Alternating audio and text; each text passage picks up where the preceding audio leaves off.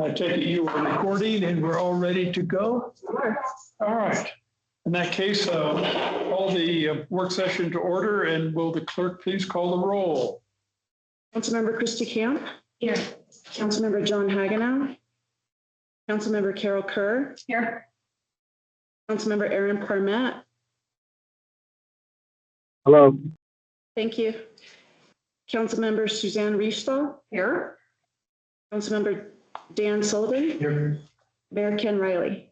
Present. There are 6 council members present. Thank you. And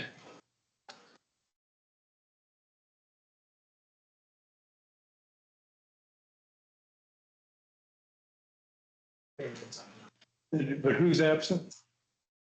John. He's Just in the other room. He'll be joining in a moment. Okay. all right. And there are 7.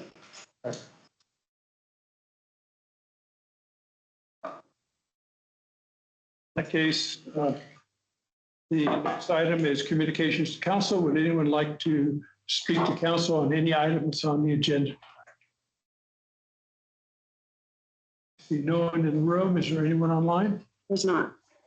In that case, close communications to council. And at this point, I'll recognize our new Dillon District Ranger.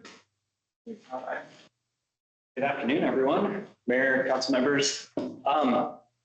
We had an open invite to join you all for just kind of a check-in quarterly. So we'd love to use this time to just share some updates for how things are going on the district. Talk about a couple of projects and program things, some accomplishments through the summer. And also make sure that there's open space for you all if you have any questions or would like an update on something. We'll do our best to cover it. So again, thank you for the invitation. It's always great to speak with you and meet you all. So David Isles, District Ranger here for Dillon. If I haven't had a chance to meet you, great to meet you. And that's where I'm going to start actually, is with some staffing updates. Almost, I think it's one more week and I'll hit my 4-month mark being here in Summit County. And again, it's been a great journey so far, and I'm really humbled and excited to be here. So really happy to be working with you on that. So just to share a couple staffing updates. Myself, I'm here.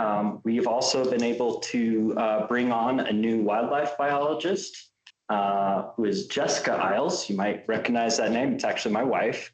Her and I have been dual career in the Forest Service for almost 25 years now. So she will be joining our team here in Dillon.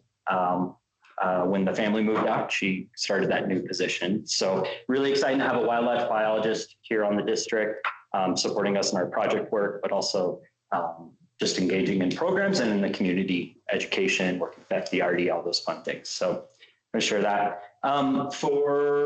We also were able to welcome 2 new additional staff that are a little more fire related.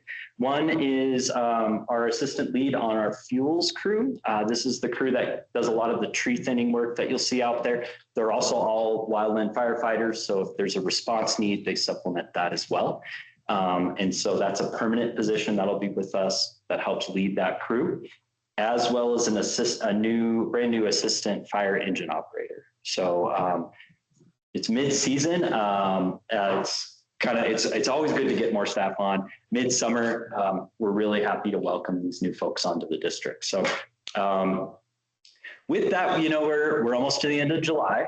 So we're already starting to plan that transition at the end of summer, where our seasonal staff starts to ramp down. And so we're starting to have a little bit of turnover kind of starting at the end of this month into next month. We'll be celebrating the great work of our recreation crews, our trail crews, the fuels crew, all that great work coming into August.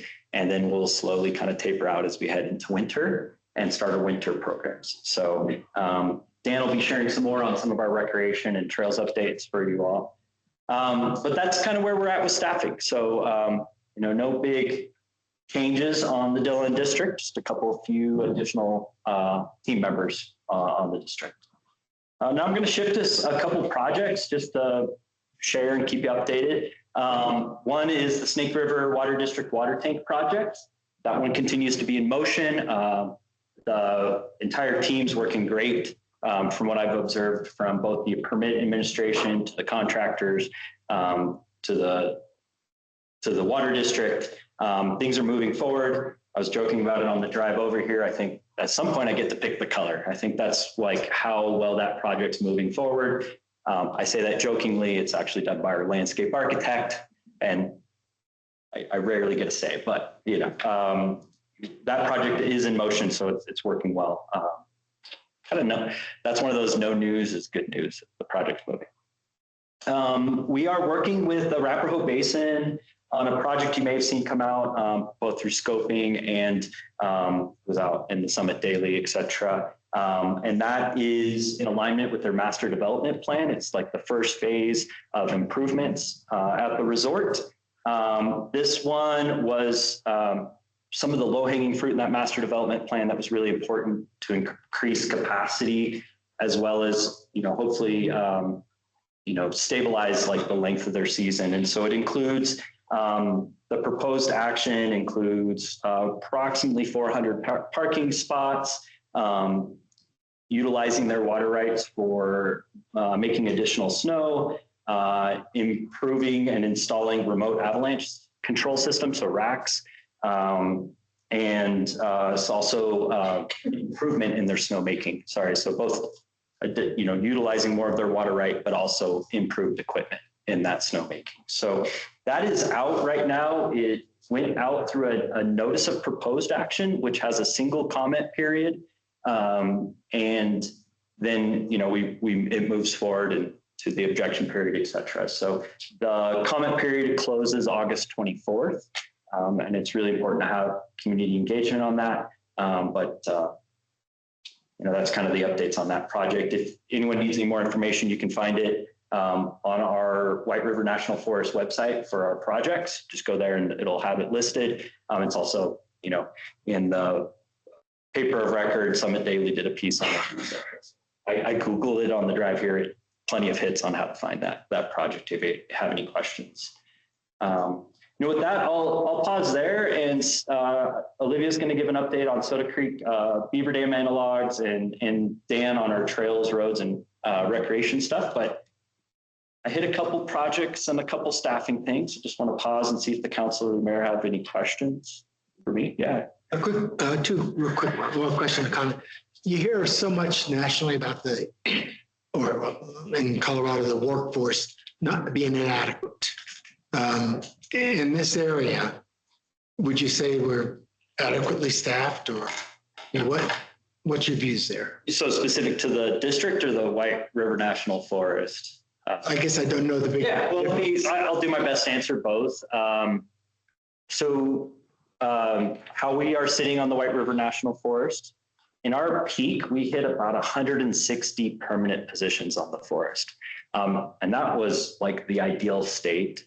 We are currently sitting at around 100 plus or minus, right? We just gained some, you know, it's like any workforce, you gain some, you lose some. You know, within that, we step into every year, Mr. Sullivan, with just kind of our priority of work, our projects, what do we need to deliver? And we do our best within our capacity, and we try to right size what we can deliver within that capacity workforce. At a workforce of 100 on the Dillon district, I think we're at like 25 permanents. And we had 30 seasonals in addition, round numbers, 25 seasonals. So we were 50 for Dillon. So of the, you know, the 100 in the White River National Forest, that's permanent full-time workforce, like myself, Dan, Olivia. So the district is actually at a pretty healthy spot. Sure, could we use, you know, a couple more of this specialist or that specialist? We could always use more people on trails, especially in this county. But overall, we're in a pretty good spot. You know, I would say, you know, a couple of challenges for me is actually more on the administrative side. Currently, you know, in the past, we've had a deputy district ranger. I'm trying to maintain that position in our org chart because the demands on this position is really 2 jobs. And then, you know, we had one of our administrative staff have to take retirement early. And so we, you know, we're still looking for those opportunities, but those are still positions that I can fly in the future, just not currently. Well, the comment I was going to make about how horrible the deaths were, the folks fighting the fires in this state, that just tears me up. And I appreciate the work that you and the fire folks do. And it saddens me immensely. Yeah, thank you for the support. Frankly, it's been a hard month for the White River National Forest. So we appreciate the support, in the county, from county fire and such, to help us support us during those times. We had outside resources come into the county to support for wildland fire on the Forest Service side, so that we could take our fire folks offline for a bit.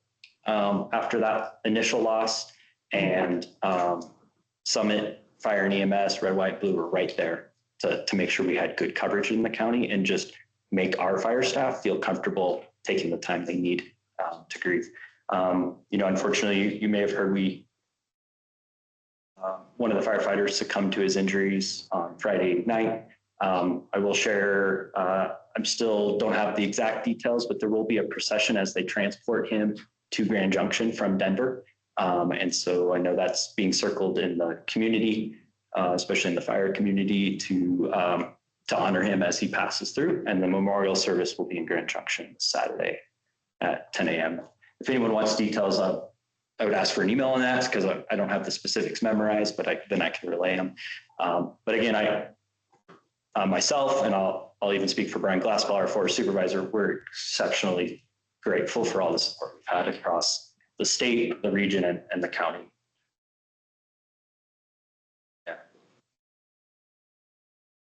How has these two fire restrictions, have you had any enforcement issues with that in open fires? Well, this is my first time experiencing stage 2 restrictions in Summit County, and I'm impressed. The coordination, the calls that occur, and the enforcement coordination has been amazing. So I'm not stealing Dan's thunder, but our recreation team basically acts as fire prevention come fire restrictions. I mean, they still clean bathrooms and pick up trash, but the majority of their job becomes focused on fires. We have great coordination with the sheriff's office and their special ops, Mark Watson and his team. They're great. We also were able to bring in outside resources when we hit stage 2 with the Forest Service from outside of Colorado to support us with additional, we call it fire prevention. That's like the educational and, ticket writing contacts if needed as well. So we had a rotation of folks coming from Utah, Nevada, a couple other places that came and supported us here, especially in that there was a couple, all the weeks have been critical, but there was a couple key weeks around 4th of July and such that it was really important. So, Mayor, I think we've had great coverage this summer. Questions? Well, I'll let Olivia and Dana share a couple of points and introduce themselves, and then we'll go from there. David. Hi, everyone. I'm Olivia Gilmer, the partnership coordinator on the district. I think I've met some of you. I work with Jess on the Summit County Outdoor Coalition as well, and did want to say thank you all for the letter of support that you all recently provided for our grant application. That went a lot and was very helpful in really showcasing the overall coalition support for that. So thank you again. I'm going to talk about one of our projects that we have going on in the Soda Creek area. I'm kind of our liaison between the Forest Service and the National Forest Foundation, who are the overseers of that project. Some of you may be familiar.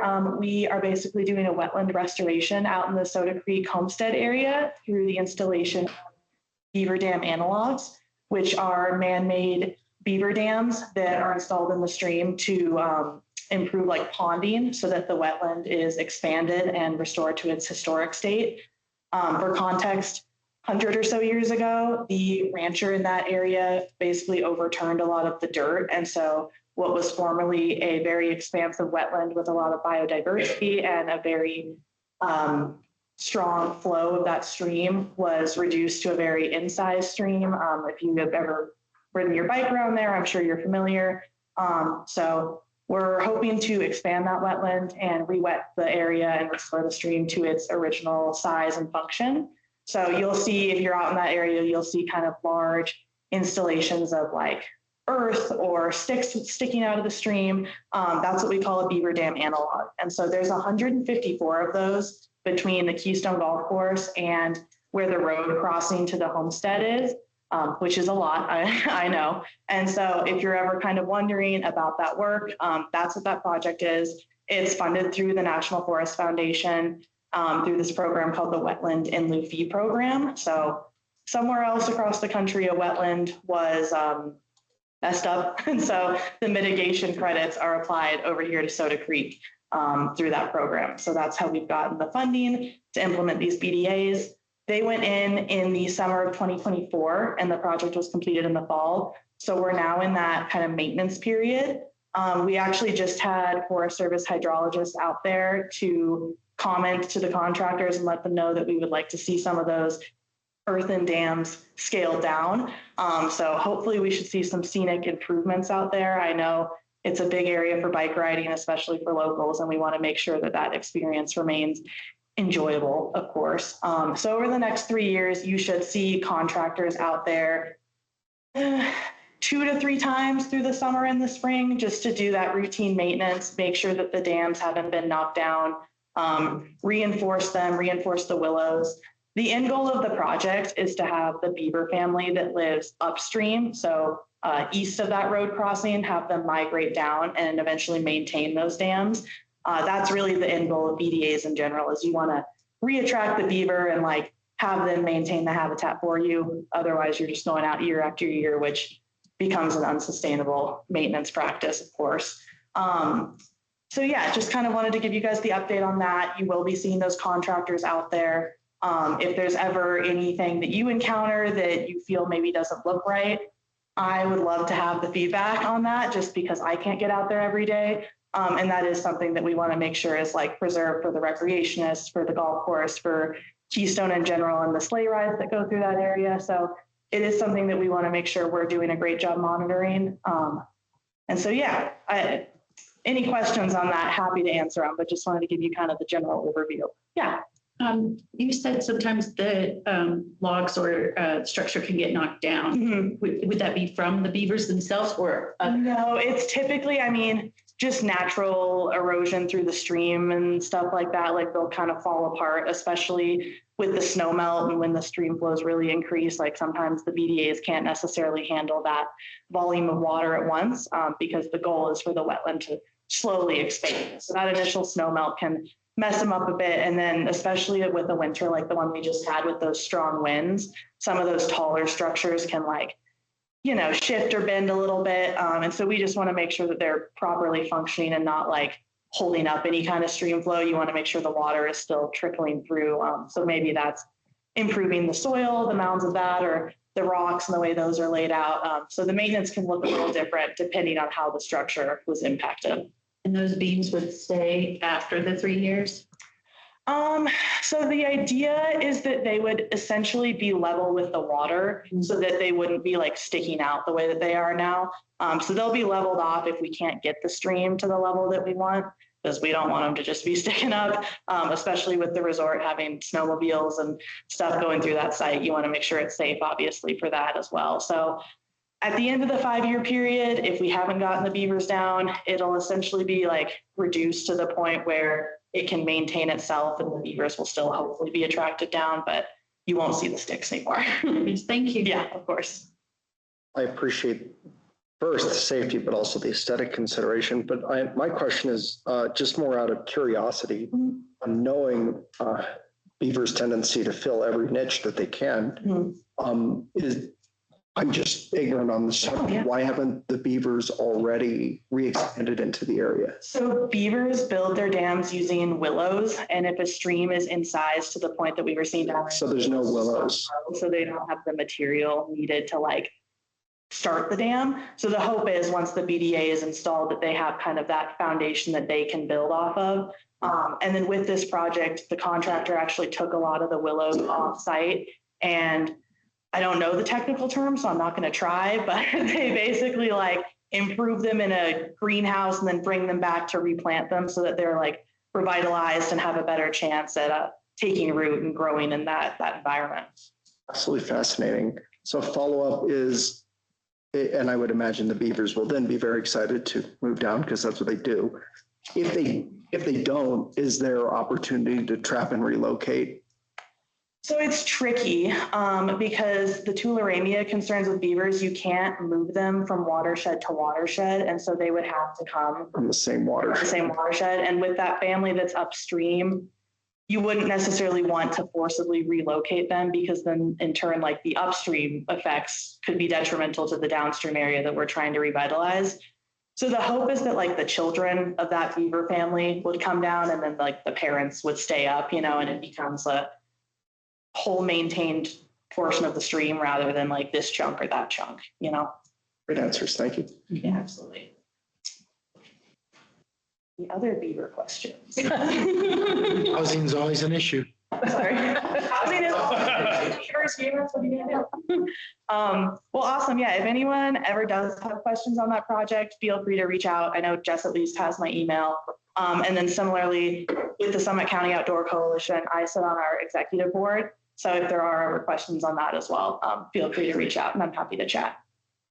Thanks. Thank you. Good afternoon, everyone. My name is Dan Morris. I'm the rec staff officer here on the Dillon Ranger District. Thank you for having us today. We'll talk about some quick rec projects that we have going on. Chihuahua Gulch Road. You guys probably saw the press release about that. We have a contractor out there doing some road work with some heavy machinery on the road up there. The first mile has been severely eroded, so we're trying to get that back up to standard and usable again. So if you see, that should be done August 1st, so about a week from now. So that's kind of wrapping up. Let's see, we also have several of our partners in our team who've been working in the Prue Creek area on some different improvements along the kind of divide trail. We installed like 720 feet of buck and rail fence along the trail, improved some river crossings and reinforced some, areas where you cross the river, refresh some trail signage, things like that. Really focusing on like the Warden and Morgan Gulch areas of the CDT. Work continues through the summer, so there will be some more volunteer opportunities with a lot of our partners, like the Continental Divide Trail Coalition and the Friends of the Dillon Ranger District, FDRD.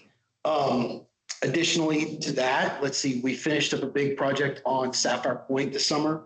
We finished the trail. If you've been up there since the end of June, basically, the trail has been redone. It's all resurfaced. It's a lot more of a smooth surface. You can get a wheelchair up there or any type of mobility device now. We also installed a new vault toilet. So we have double capacity in our vault toilets now. With the traffic we were seeing up there, it just made sense to add whole nother toilet up there. And there's the new overlook, which we finished last year, is now being fully used. That's if you make a reservation on rec.gov, that's where you're reserving, is that new overlook. And so I hope that people have, appreciated that new overlook, because I think it's a really nice piece of work there. And then the next piece to Sapphire Point will be next summer, more or less. We should be redesigning kind of the old overlook area, doing some improvements there, getting it reinforcing that concrete and the stonework that's there. So once that gets done, then we'll have a new and improved Sapphire Point for everybody. So if you haven't been up there, I would highly recommend going to check that out. So that's what I had. Does anybody have any questions? It's recreation. Yeah. I'm excited to hear about the Chihuahua Gulch repairs. Will that extend up into the area that's been frequently flooded? Will there'll be some drainage management there? I know they're really focused on the first mile of the road. I don't know exactly how far up the road it goes, but I have an answer for you. Just curious. Yeah. Thank you. This is kind of nosy, sorry. You're permanent, right? Yes. So how do you use your winter? How do I use my winter? Well, in the wintertime, we manage the Vail Pass Winter Recreation Area. Also, during the winter, we do hiring for the summer, programming our budgets, a lot of stuff during the winter. It's definitely I not. assume planning all these things you're talking about, right? Thank you. Absolutely. Are there accessibility or other, as you were talking about the amazing features in the Sapphire Point, thinking of our local, as we get out of town and into your trails, or are there concerns or issues that you already have identified that need increased accessibility, or any concerns about the trails right here local to us? I don't think so. I mean, I think we have, a lot of users up at Sapphire Point, for example. That's where I was talking about. It's built for a lot of people, and this trail has been, they've spent a lot of time on it to get it to where it's built to sustain high volume of traffic. So I really don't have any concerns about that. Maybe So we have high volume, we're not concerned. yeah. Well, even when we do, I don't think it's going to be a concern. That's already has. I'll share just from a leadership stance on that. I think accessibility is a really important thing that Dan and I have been talking about. And as well as I've brought forward to the county in discussions with Summit County Open Space and just evaluating our trails across the county. Really looking at what we have, what opportunities we're providing, what opportunities are we not necessarily providing yet. I know I'll need some of that information to make informed decisions, into the future and as we move forward. Accessibility is one of those things we always look at. And so, as we take a step back this winter, I was telling Dan, we'll wait for a nice rainy day in November, and we'll sit down and kind of look through like some of these criteria that we need to develop to really look at like what we have and what we need moving into the future. And so things like accessibility, we often look at that at like what trail classes we are providing, everything from a highly developed trail to a very rustic trail, but then also connectivity. Also, where are these opportunities already being provided for? So I think, just me learning, and I've hiked a little over 100 miles of different trails since I've been here. Summit County is blessed with lots of trails and lots of opportunities, but it's like trying to find the right mix, right? There's always, there can always be an ask for more. So I think I've been asking my team, and then that I would be asking the county as well to like, can you step back with me for a minute and let's look at the big picture? And that might include you all as well, just to see, what's really where we need to invest into next as we move forward. So Thank you. yeah, absolutely. I just want to say I applaud your outlook on accessibility, especially like a place like Sapphire Point, making sure that every American can enjoy their public land there. It's such a seating point and everyone should be able to, and that's just a wonderful thing. So good work. Thank you. Yeah, we, I don't know if I shared when I did my introduction last time, but I've been a recreation manager, kind of like Sam Maskin's position for most of my career. And I nerded out on Sapphire Point with this guy. When I first got here, it was still cold and trying to snow on us. There's accessibility, but there's also the experiential level that Sapphire Point provides. I think people often think accessibility and they go straight to a paved sidewalk like path.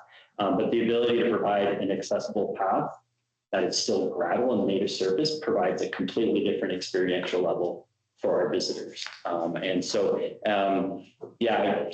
blessed in my career to be able to do this in Alaska, Puerto Rico, and a number of places. Dan already learned real fast that accessibility is kind of one of the 5 priorities among a couple others. We'll continue to reach out to that. And that's where it's always good to hear from the public and the community, you all, if you see an opportunity. They are not easy opportunities to provide generally because of the engineering and the standards you have to provide, but they're worthwhile opportunities. So, yeah, thank you. Great, cool. Well, any other questions? Everybody? All right, well, thank you for your time, guys. Yep, really appreciate it. If you have any other questions, Jessica's got my email. I think, you guys can easily find me. So, have a great afternoon. Thank you for coming. Thank you. I have a general comment.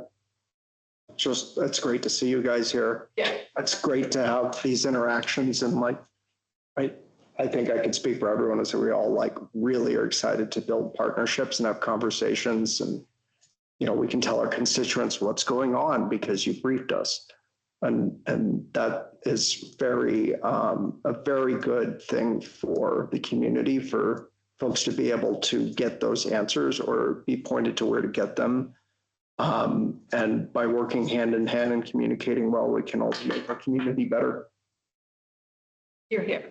As we head out, we're happy to provide that. Anytime you would like me to join you all, let me know. And then, we can work with you all on if there's a regular pace or cadence.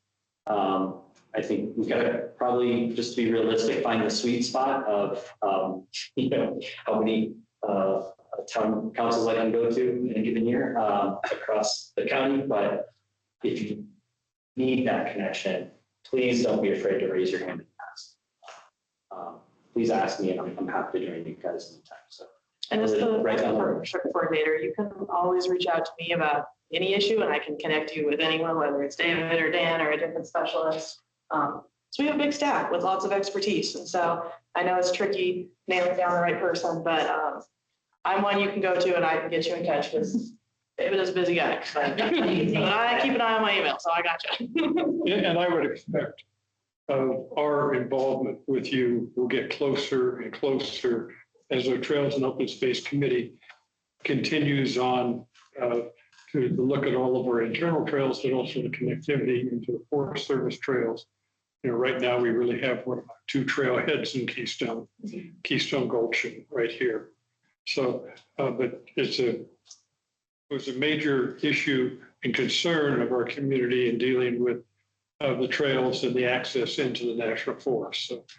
So, again, thank you for coming in today, Dan. Absolutely, anytime. Yeah. Thank you all. Thanks, guys. Have a good evening.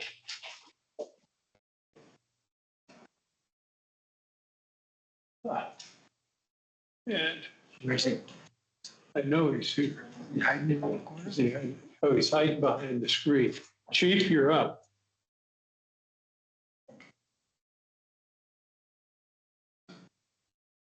No fair, Chief. I can't glance over at you and see you yet. That's dangerous. Good evening. I noticed I was on the agenda. I didn't actually submit a written report. Since we're there, we have some time.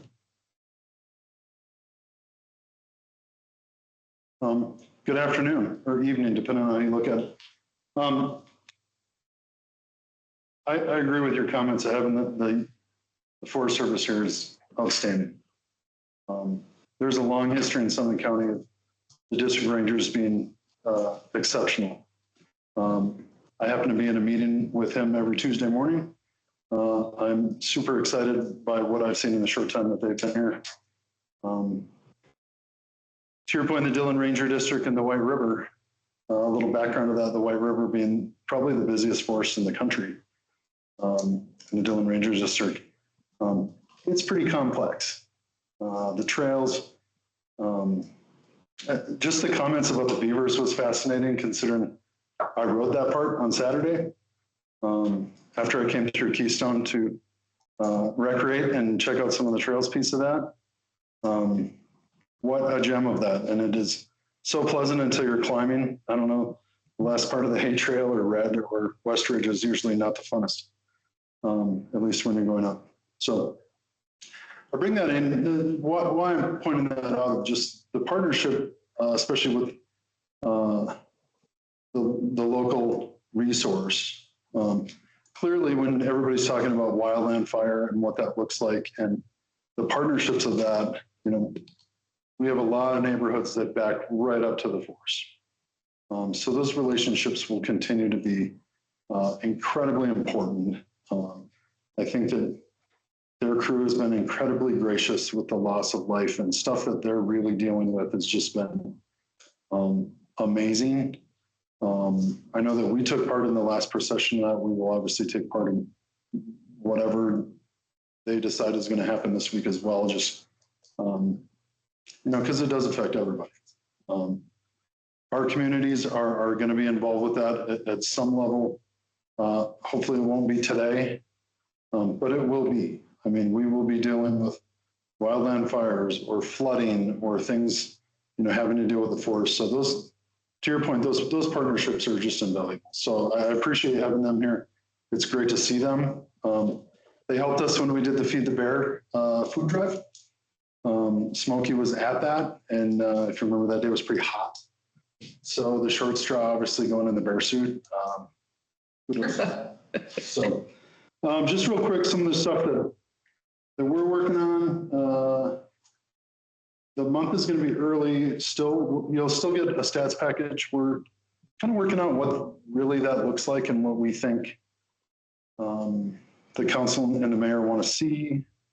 I did send the mayor and John some data points earlier in the week of really trying to get down to what we think is important information of what you'll want to see, for this entire project. And what I mean by that of, you're getting what you pay for, we're doing what we say, all the stuff that we agree to, which will continue to be very important. But I will say, pulling the data and hopefully, as we get through a project with the comm center, the data that we're going to be able to pull out of a newer system will be better.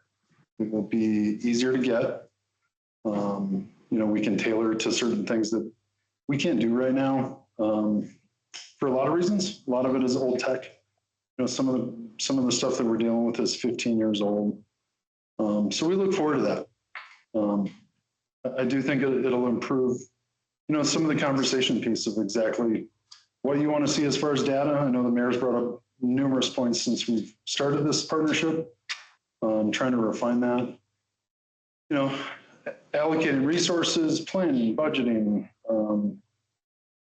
problem-based policing and what that looks like. So really excited to see that move forward. Obviously, there's a lot of work moving there and a lot of moving pieces because that is cooperating partners throughout the county, including the county. So there's going to be a lot of work that goes into the next couple of years of trying to bring that to reality. So very appreciative to see the codification on the next part of the agenda. I'm not going to steal anyone's thunder, but I'm very appreciative of that. We have made it through the 3 vendors for the Avis project. Trying to look at, what's obviously going to be the best fit. A whole bunch of other points of what will be the right vendor for here. And I'll throw it out before one council person probably jumps in and I'm appreciative that our flat cameras didn't get stolen. Kind of a joke there, but. I do have a question on that. I apologize. I knew somebody would, so I brought it up. If you've been keeping your eye on the news, right, locally and across the nation, that's what deflock, I think that's the term, movement has advanced significantly, right? I believe it was Avon, if I'm correct, right, had Avis and flock cameras destroyed or impacted.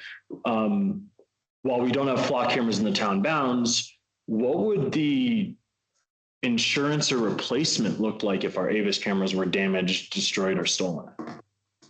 Well, first of all, if somebody destroyed or damaged town property, we would investigate that and catch whoever did that.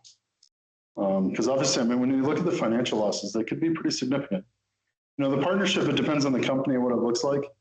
If it's written into the agreement that the company's under, if it's under their purview. For example, we have a very high dollar electrical box at the intersection of Lake Dillon Drive and Highway 6. And I believe in the last 3 years, 2 of them have been wiped out or hit by cars. And I think the cabinet alone is over $100,000. So it depends on what the situation was. If it's crime, clearly someone needs to be held accountable. And whether you go back after court and what that looks like, there's potential there. The insurance piece, it depends on if somebody runs into one. Are they in an insured car? What does that look like?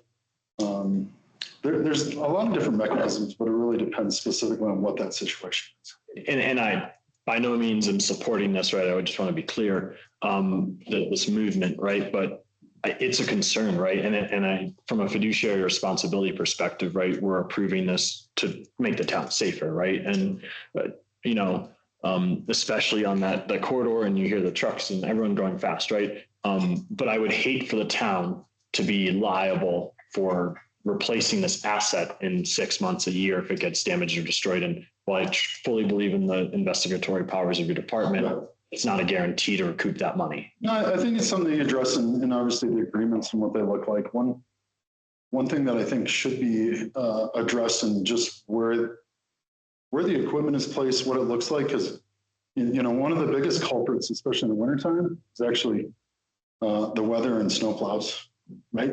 And it's not intentional. It's when snow plows are plowing, that could have an effect on it as well. So, do you put up Jersey barriers? Where do you place them specifically? So a lot of that'll get addressed in the agreements as well. Thank you.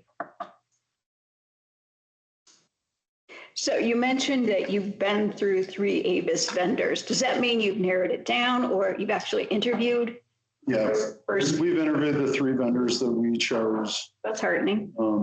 Yep. There's movement there, but like I said, trying to find the right fit.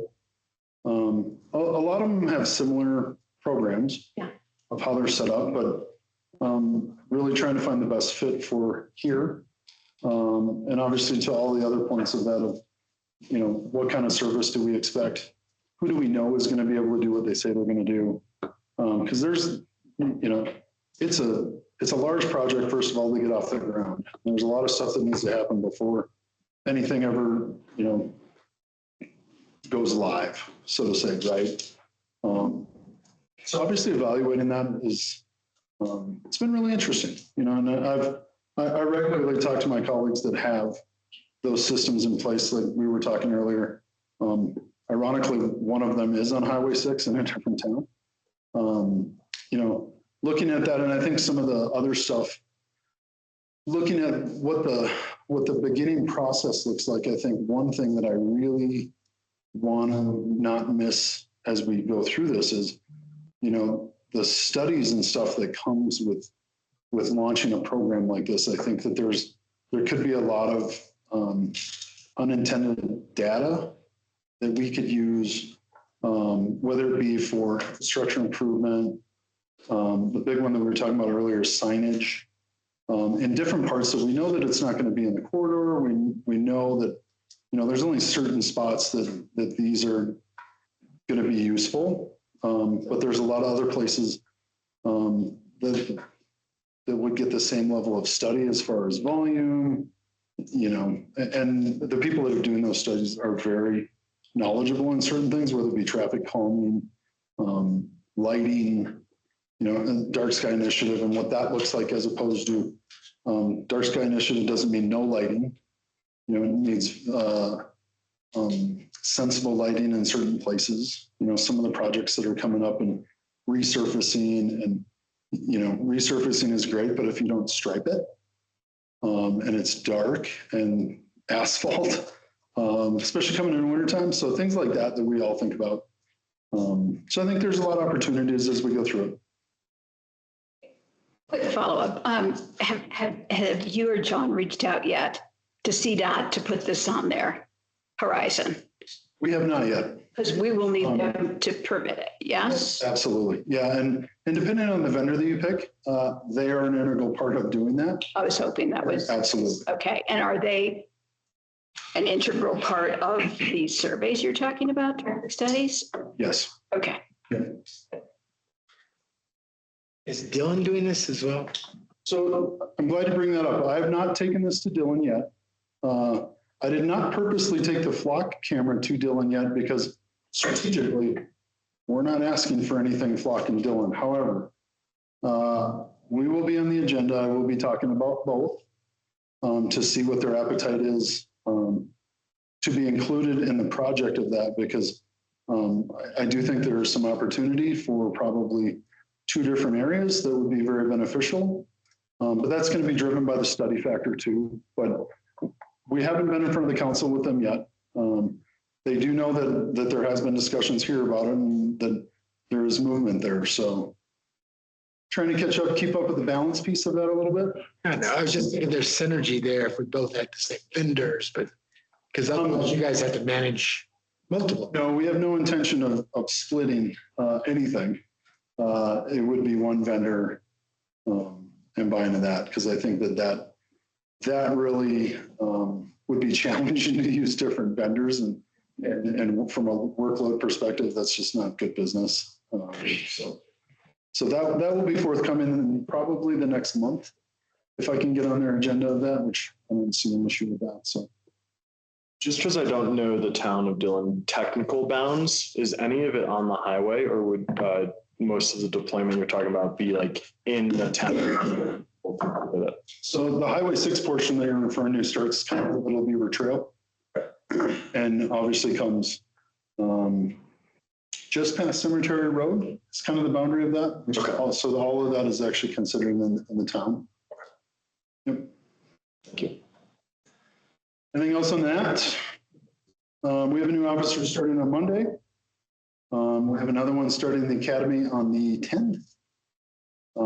We are getting one back from baby leave, which will be amazing. And then we are losing one to baby leave. I don't know if it's in the water this year, but we have Always. yeah. So we're excited on all fronts of that, considering we have a pretty significant list of CSOs that we're going to look at doing a couple of rounds of interviews with. And obviously, I know that was one of the concerns when I was here last time. Filling the spaces with the right people. So that's kind of all for my list. Like I said, there'll be some follow-up coming later in the month. If anybody has any questions or comments, go ahead. Yeah, I just had one comment, and I don't know if you talked about this already, so I do apologize. There was a news article out, I think 6 days ago, about suicide rates in Summit County being significantly up. Was that already talked about? No. Okay, cool. I haven't, but unfortunately, I'm very aware of that. Yeah. So kind of high level and some background, right, for folks that might not have read the article. One of the key parts that they talked about was that in the first 5 months of 2026, Summit County Coroner's Office investigated 8 suicides, which is double what was investigated in 2025 in the whole year. So a couple of concerns right come out of this. I know that there was a lot of talk about the SMART team and the impact that the county budget had on that, right? And I know that we're not part of the sheriff's office, but when we think about clinicianal or clinical services, right? And so some of those trauma services, the SMART team seems to be the gold standard across the county. Correct me if I'm wrong, but it seems like they're the specialty teams for that. My kind of question for you is, do you feel like our officers have the needed training to be able to deal with some of these? Is there room for improvement on there? Is there any kind of shortfalls that we could look to support? Kind of very open-ended there, but I understand. There's always room for improvement in everything. One thing that we've always, since I've been in Dillon, 5 as the chief, 7 total, all of our officers go to CIT, a 40-hour CIT class, which is one of our mandatory classes. What does that stand for? Sorry. The critical incident teams, but it's probably one of the best classes. When you talk to a lot of law enforcement people that have been to a lot of training, I know the officers that go through the 40-hour class, the one thing that is very consistent is, oh, that was the greatest training I've been at. Or the way that these classes are ran, bringing in actors and really scenario-based learning. And so we see that as a starting point. When you bring up, is there room for improvement? There's always room for improvement. There's always, furtherance of training. We are always looking at how do we be better. The SMART program really does have a niche in Summit County as the initial co-responder program, but there's more to the county than just that portion too. There's, a county movement moving forward of what historically used to be a detox center, I think is trying to, I don't think they're open yet, but I know that they're close to offering services again, which is Paragon. It's now Paragon, but they're going to be hopefully staffing 24/7. So crisis mitigation, substance abuse, like a really part of our population that has been not intermittent because they've always been here, like detox, there was a detox center before. We always have the discussion with our officers is, is that appropriate when we come across people that are in detox needs or, and obviously everything revolves around funding right now. So, the SMART team, and the sheriff for that matter, when you start programs like that, a lot of them start from either a grant or something to get it off the ground. And eventually either grants change focus or they dry up or go other ways. So they're always struggling to figure out how to fund certain things.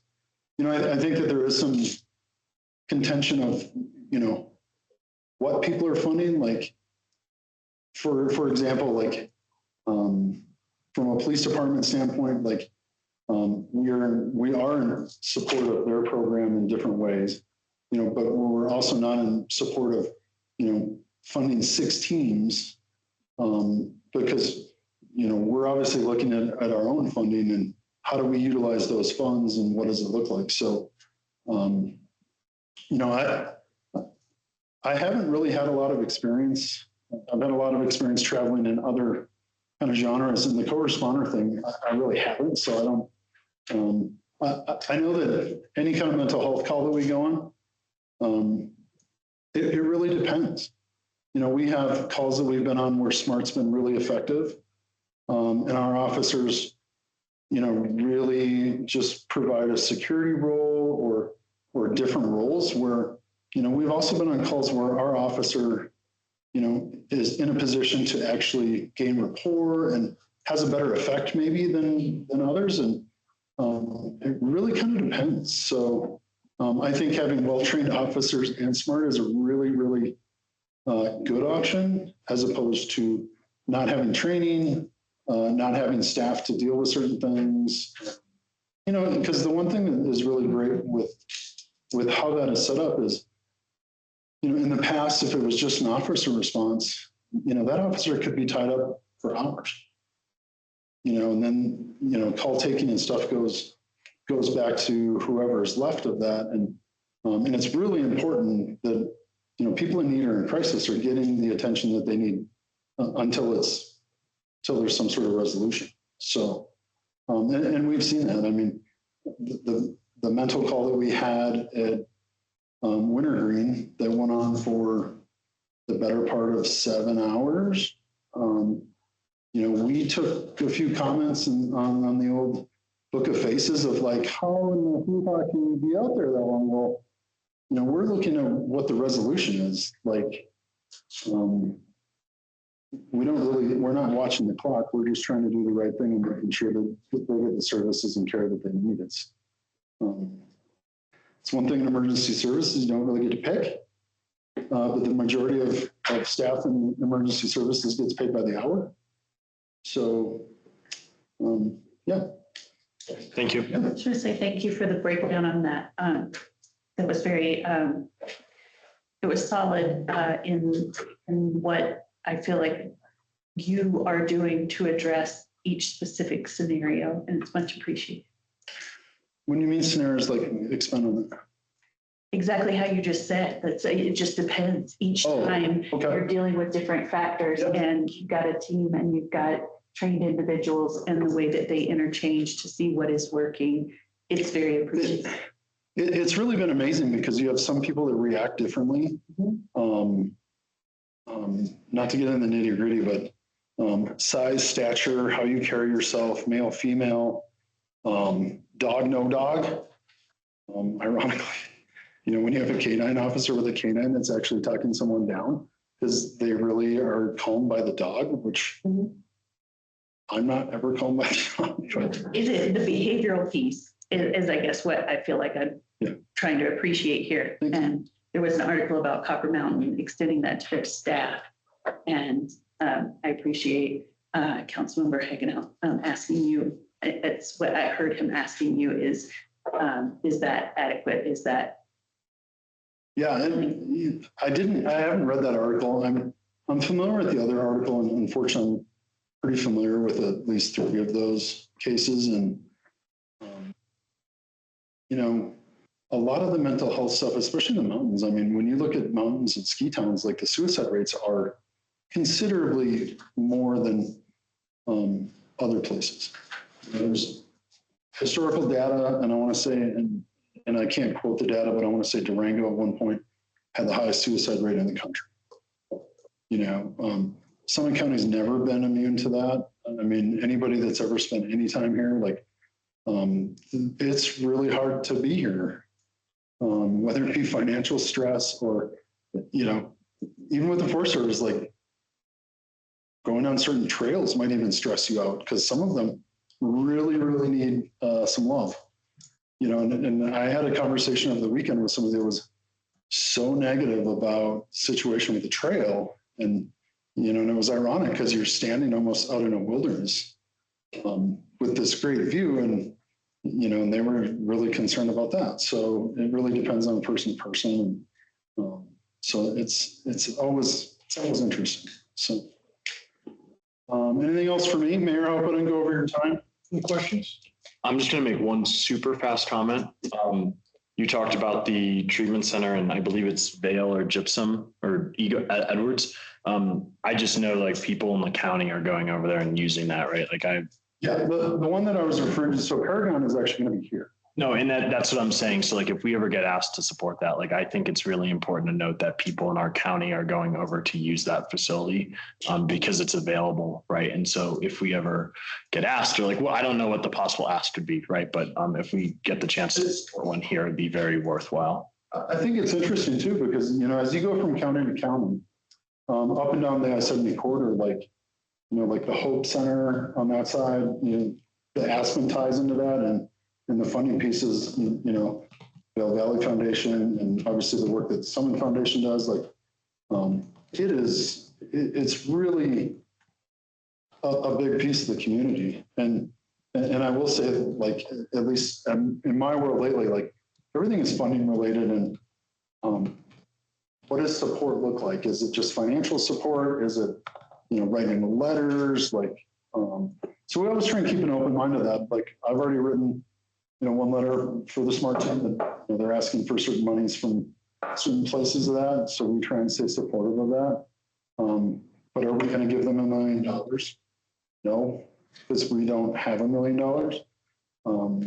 So I appreciate that. And, you know, the level of support, you know, especially in the community, it's really been interesting to watch over the years of what has been able to get done, what has gone away. What is sustainable and not, you know, especially from a budgetary standpoint. You can want to do the greatest thing ever, but if you can't afford it, or if it's not sustainable, or you can't staff it, it doesn't have the same effect. I mean, especially when things open or close, or, you know, trying to find something that's really consistent, especially when you're, you know, requiring services like that, and all of a sudden something's gone and you're driving to Eagle or Glenwood or to the Front Range. So, yeah. And I think it's Paragon. You mentioned them, and the new 24-hour center that they've established or are establishing in Frisco is probably going to go a long way to help. As John pointed out, it's not the ultimate. Yeah, no, I just more am calling out, like, it's easy to think of problems as like, oh, that's a Denver problem or that's this problem. But like without sharing details, like somebody I work with, their kid had to go to it the other day. Right. And it's like, she was like, thank God they had this facility available. Right. So it's easy to think about it not being your problem until it's your problem. But unfortunately, it happens to people in the community. If they went to the one in Frisco, that's brand new. It wasn't Frisco's. But, yeah, the interesting thing is when you talk about Fern Ridge problem or Down Valley problem, like, you know, there is transportation throughout the mountain corridors, depending on where you want to go. You know, one topic that keeps coming up of, you know, Denver issues, when certain entities deal with Denver issues, certain of those issues go other places, right? Where they get on buses and come to the mountains.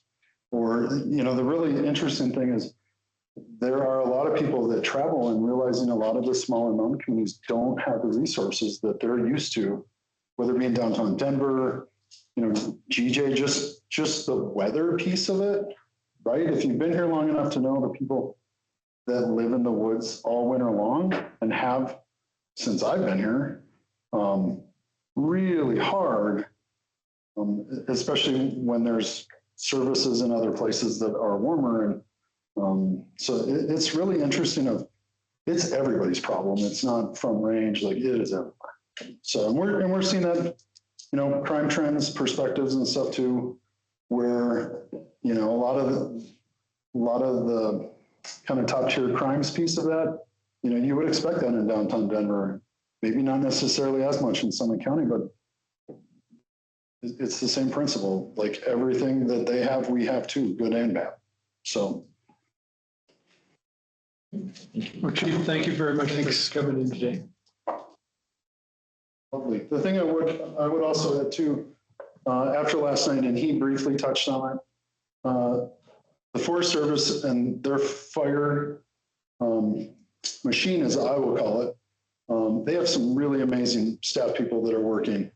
If anybody was home last night and saw the lightning show that took off, like I said, we're seeing in stage 2, the fire danger got talked about this morning. Unfortunately, even with the amount of rain that we've had in the last couple of days, it is still incredibly dry here. I love the enforcement piece of that. Clearly, the sheriff's office has done the fire patrols piece, unincorporated piece of that. If you haven't noticed, their fines are off the charts.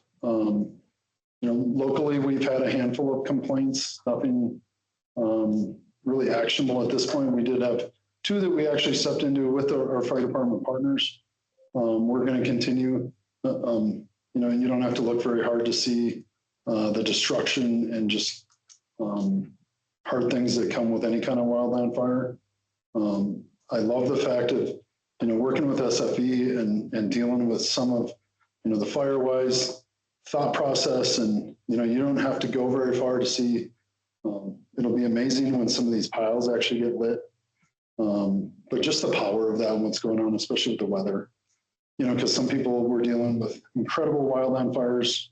3 days later, they were dealing with epic level of flooding. So the emergency services world is pretty interesting right now, but hopefully after last night, because they are monitoring, there was significant amount of lightning activity. So obviously they have different ways that they monitor. So I just wanted to throw that in there. Thanks. Thank you, Chief. Thank you. Now I'll turn it over to our deputy town manager and talk about the Keystone Housing Program.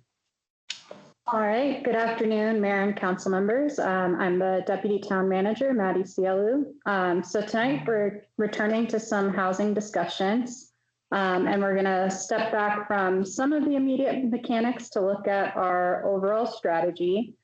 There was a meeting on June 30th where we provided a staff report with information about the Housing Helps program run by Summit County, and kind of some of the offers about what they are willing to partner with us on. And because we didn't have a formal presentation that night, I know that there are a lot of questions from council around some of the operational details of that. So we'll be able to answer some of those questions tonight, but also our goal is to kind of clear up these mechanics while anchoring us back to the big picture of what Keystone's goals and geographic scope of our workforce housing program will be.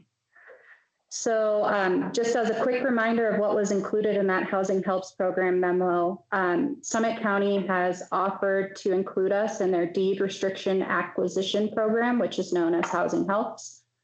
This is a program where they purchase a deed restriction on a home for 15 to 25% of the home's value, typically. And then in return for that, they place a deed restriction. And there are different levels of what that deed restriction can look like. It can be a light deed restriction that is only tied to where your workplace is, or it can be a deed restriction that's tied to where your workplace is, as well as an appreciation cap on the value of the home. So those larger deed restriction acquisitions where they're in that 15 to 25% range are going to be the capped deed restrictions that have an appreciation cap. Generally, Summit County is looking for some information from us about whether or not we'd like to partner with them on their housing helps program, which that would be a bigger conversation about what the details of that would look like. I did provide in that June 30th memo more details about that.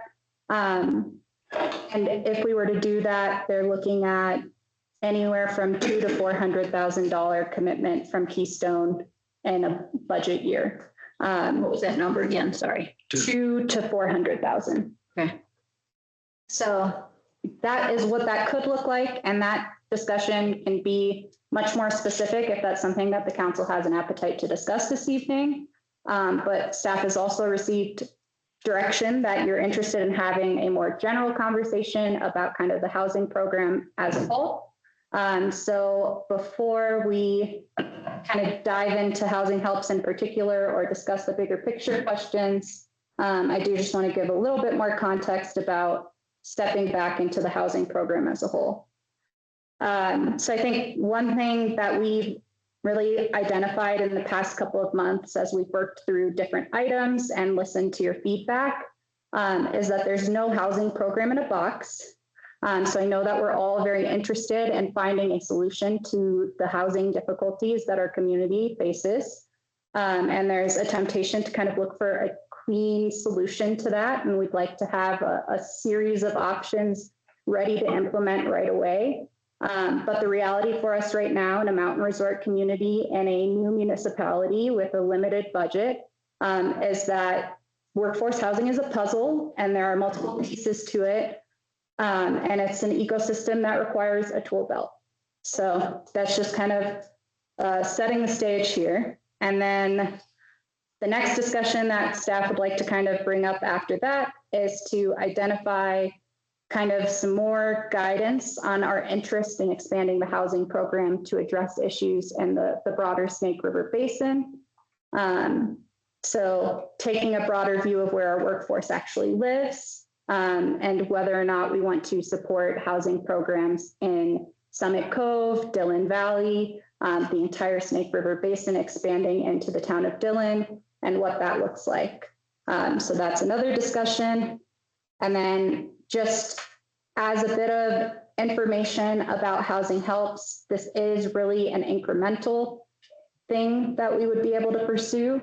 I know that there's been a lot of hesitation from different folks about a fear of kind of locking ourselves into something right now and the future development interests that we have as a town for new development projects with housing. But I would say that this housing helps offer from Summit County, whether we go with Summit County and use their existing program or we create our own program for housing helps.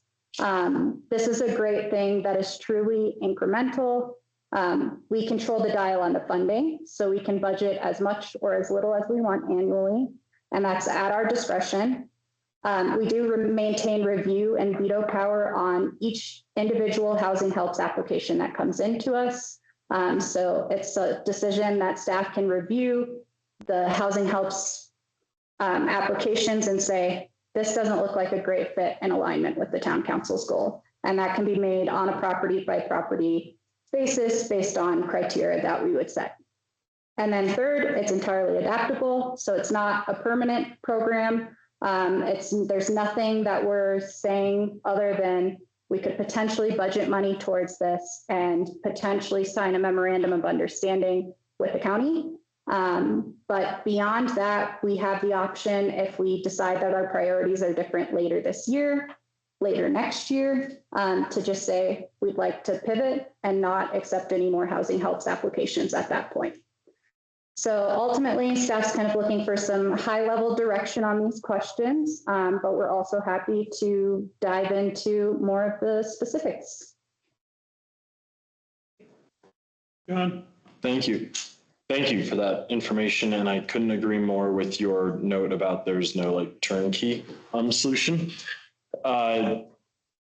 Just working through a couple things and for housing helps, you talked about the veto power. Help me understand. So we write a check for $400,000 or $200,000 to the county, right? Does that money then go to a fund that then sits there and it's an escrow or whatever the term would be, right? And Ken comes and wants to put in an application for housing helps. Does Ken's money that we would need to pay him come only out of Keystone? Does it come out of a giant fund?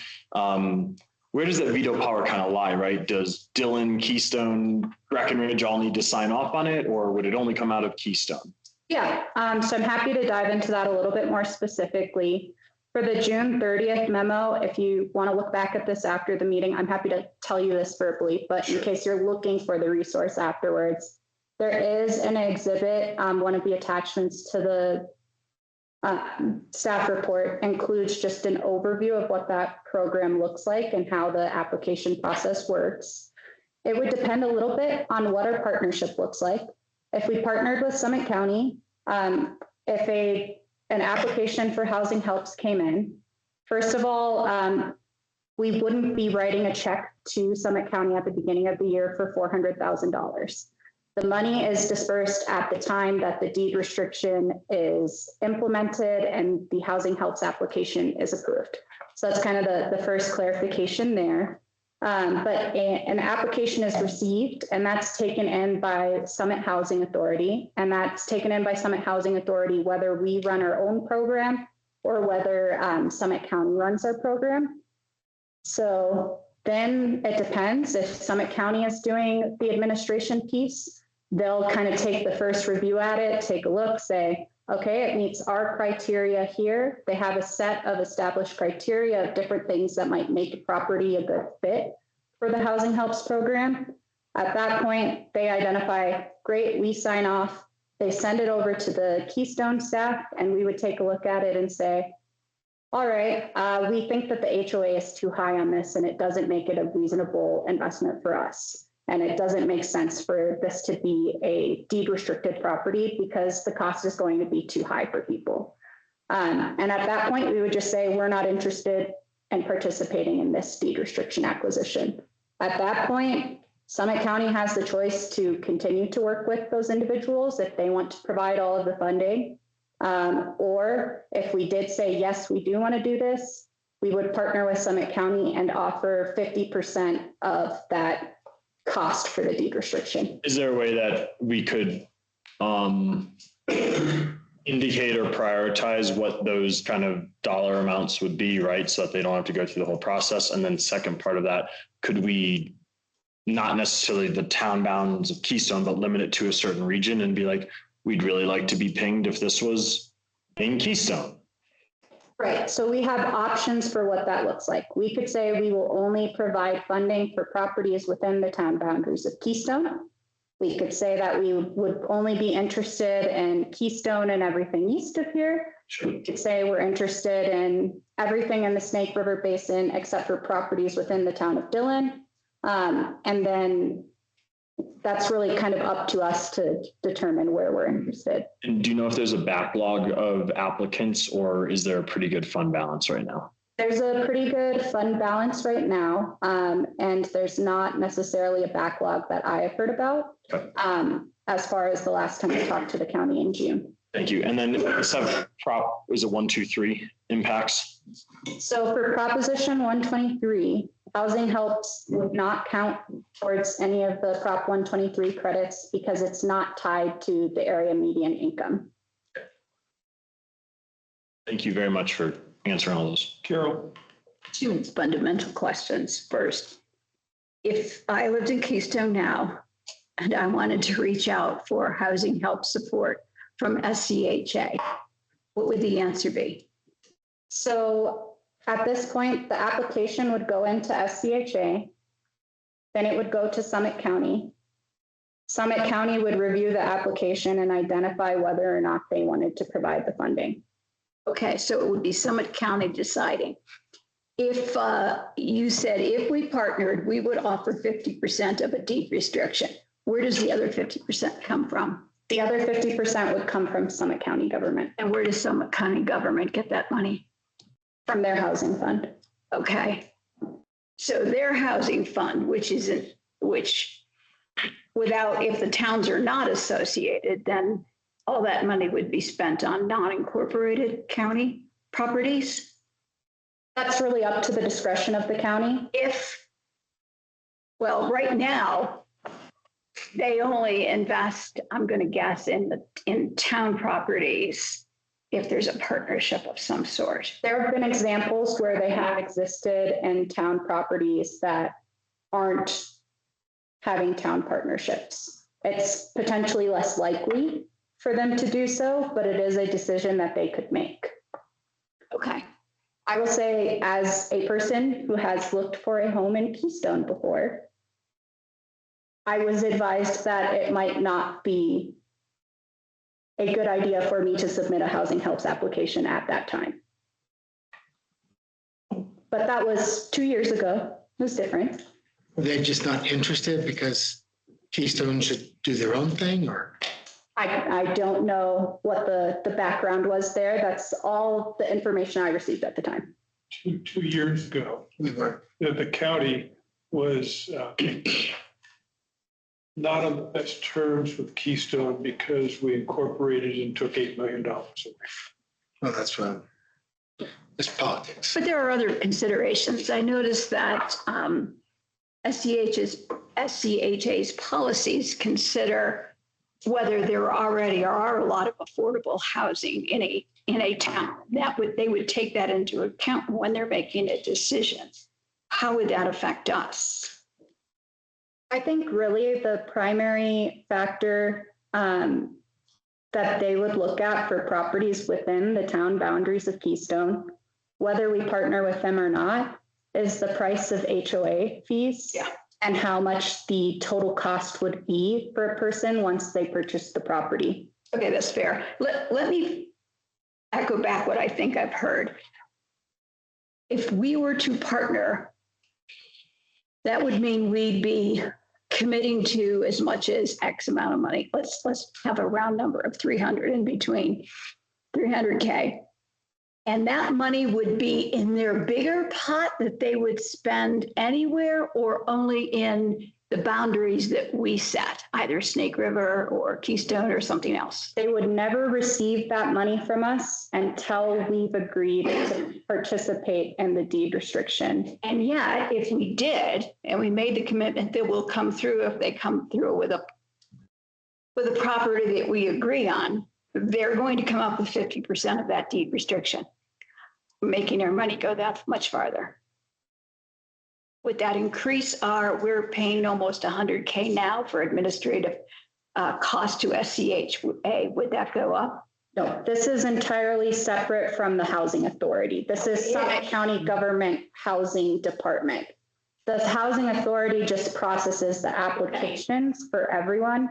And by processes the application, they host the platform that the application is on. And from that point, they forward it on to the appropriate people. Okay, that helps, because if you look at the different towns and what they've ponied up for, they use the phrase, we are partnered with SCHA, and it was unclear to me what that, right? Thank you. It's essentially administrative assistance, yeah. What type of deed restriction would go on these properties from a standpoint of who is eligible to live in those, to acquire those properties? So the standard deed restrictions for the Summit County program are an individual who works an average of 30 hours a week minimum, who works for a company within Summit County. Yep. And there are no area median income restrictions on that. Would they be willing to consider a more narrow area for our participation? We could ask. More narrow than what? Instead of holding that first right for anyone who works in Summit County, say anyone who works Summit Cove East. But deed restrictions are not tied to a person, they're tied to a property, are they not? No, but that you can specify in the deed restriction where that person has to work. I'm sorry, I thought I already asked that, and you said, yes, we could dictate specifics on where everything was. Properties So yes, that we would participate with. But once we participated, that doesn't mean that someone who works in Breckenridge couldn't buy that property in Simcoe. well, couldn't we just say no to that? We have the veto power? That's the question I asked. So ultimately, based off of conversations I've had with the Summit County government staff, I think their preference is to not convolute their housing helps process. This is kind of one of their programs that's relatively widely established and has partnerships across the community, and they don't want to add a lot of confusion. But there are municipalities like the town of Breckenridge who has their own housing helps program. So we would have the opportunity, if we want to have additional restrictions put on the deed restrictions beyond what was included in the sample deed restrictions in the June 30th packet. At that point, we could implement our own housing helps program, have those more restrictive deed restrictions. But the trade-off is that we would have to provide 100% of the funding. And manage the program of reviewing applicants, et cetera. Right, the staff time. Currently, with the exception of town specific, and mine, Breckenridge has one. Frisco used to, they have paused that right now. For the other towns, I believe they've identified their eligibility for people, not properties, as the county. Is that accurate? Yes. Do you have a rough idea of, and I know this varies by how much the house costs, right? But a rough idea of how much Carol's $300,000 middle point would go? So from the conversations that I've had about previous year budgets and requests in the Snake River Basin, they believe that providing about $300,000 would be enough to meet the need if we partnered with them, meet the need of what the existing application volume has been. So if we were to do it ourselves and Keystone, you know, we may be able to do less deed restrictions than the current volume. Or we may not be able to do any because of Right. the HOA fees. Correct. What do you mean existing? Like, I thought that there was a healthy fund balance. The existing volume of what Summit County can participate in increases if we are able to partner with them. Okay, that sorry, it's not really answering the question, right, that I was hoping to get to, and I might have phrased it a little wrong, but like if there's 10 houses, right, or 10 units that are impacted by the Summit County housing program per year, and I'm just making up a number, it's probably more than that, I hope, and that costs X dollars, how many units would around $300,000 be able to impact? $300,000 on its own could be like 2 properties, but in partnership with the funding that's presented by Summit County, that would be larger. Can I try this and then correct my math? So I was playing around with this. I chose 300K as a number to play with because that's what we're investing this year between the housing for humanity. Is that right? Habitats. And the 50,000 we gave to SCHA for rental assistance. So using that, we could deed restrict with 15% on a $1 million home, and that would be about 150K. We could deed restrict at 15% on 2 $850,000 condos, $850,000 condos for about 255.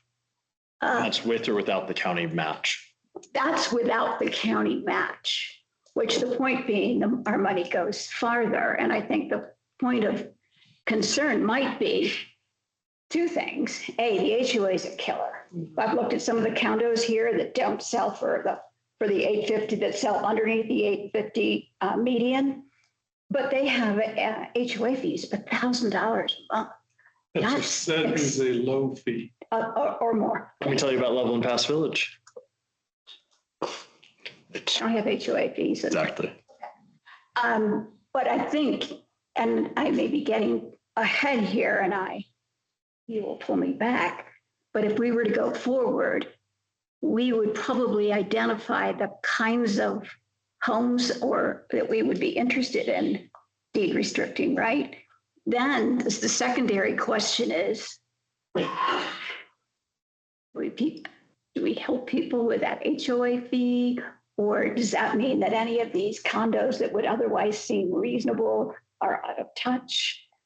I don't know the answers to those, but this is why you say this is a complicated. So what I'm hearing is like 4 or 5 units, kind of on the high end if we did the county I part. was thinking 3 to 4, yeah. 3 to 4. Okay. Yeah. Bottom line, though, the money just goes farther. If it is it's a matched. heavy deed restriction at 25%, that would allow you to invest in total properties valued at 1.2 million.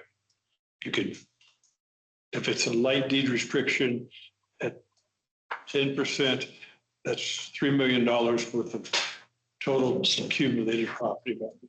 Do you Can kind you of agree give with us a that? rundown of the light deed and the caps deed restrictions? The light deed restriction only has the employment requirement. The capped deed restriction has a 3% annual appreciation cap. And it is a little bit confusing to understand that piece. It's the cap comes in with a new set, the sales price for that cap is the sales price minus the 25% payment from the county. So, if you're buying a $1 million place and you have the $250,000 payment, then the value that appreciation starts at is $750,000. Yeah. That's critical because I've been reading for years about the different towns and how they're assessing this. And there has been concern in some towns that when they put a cap on it, then the homeowners don't have that equity appreciating. And it narrows their ability to maintain and invest in their homes. But that changes things a little bit.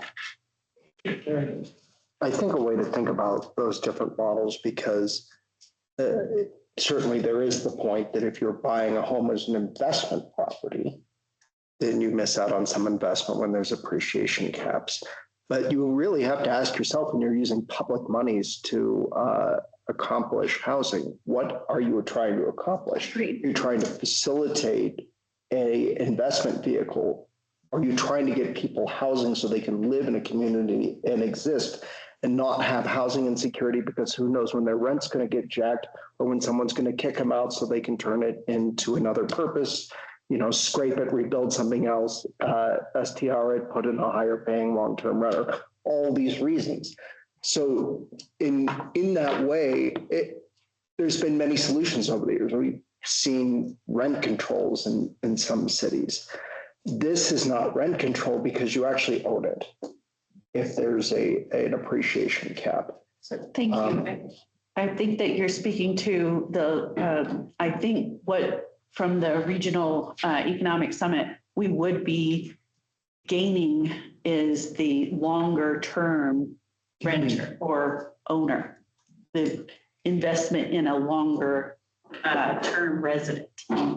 I have 2 quick questions that have been kind of keeping me from following it. This is very complicated. Thank you for simplifying. And when we're talking about Keystone having its own housing as in the future, and then we're talking about Keystone only for housing helps versus housing helps in the summit, are those graduated also with staff time, or is it? In terms of, is there a different impact on staff time for the different pieces? To run it? Yeah, I mean, it would certainly be easier from the staff perspective to not have to go through the application process in staff time and kind of do that legwork.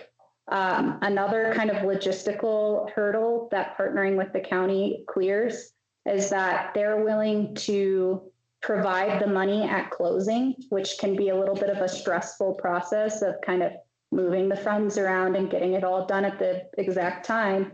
So they would provide all the funds at closing and then invoice us afterwards, which would kind of ease a lot of that administrative burden for the finance department as well. So more of the veto and less staff time all the way through with the full package. Right. And then it does kind of graduate down. Right. And then even, okay, just making sure that was clear in my We've head. been talking about $1 million homes. If someone wanted to buy one and we contributed the $250,000 to it, you're talking about $750,000 loan. Who in the workforce, what kind of an AMI in the workforce should get a loan of $750,000? At that level, probably not very many people. Yeah. I think it would, there's a very niche amount of like properties that have a lower HOA and are selling in that 6 to 750 range that I've identified, kind of just a list of HOA fees of these are properties where it might work for people, and have kind of calculated out the AMI, including those HOA fees, and really ultimately those would be targeting the like 100 to 150% AMI once you got to properties at that price point. I wonder what, and I doubt any of us have the answer here, but we always hear about ALICE, right? That missing middle, right? The asset limited income constraint or something like that, right? But that for me seems like there's a ton of programs for LIHTC. There's a ton of programs. Well, you don't really need a program if you're making above the ALICE range, but that seems like where we can have the most impact. So I wonder like what that home value is that an ALICE person would be able to afford, right? Is that a $750,000 loan? Is that, I don't have the answer, but I'm just more thinking out loud. I mean, that might be a good thing if we're able to get an answer on or able to look more into.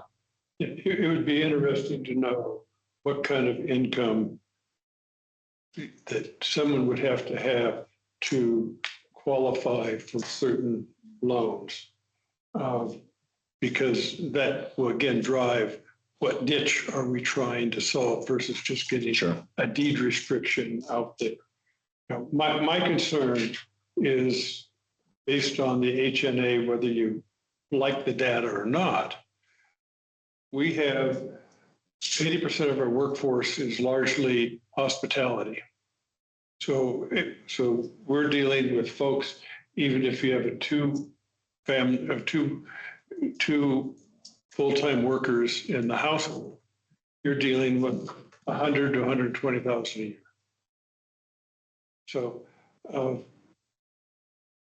that's, according to the HNA, the big need that we have. And I'm concerned about the housing health program because although now in some of the condos, we're seeing the prices drop significantly. We're now seeing 1 bedrooms out there for 5 to 6, studios for 300,000. But I'm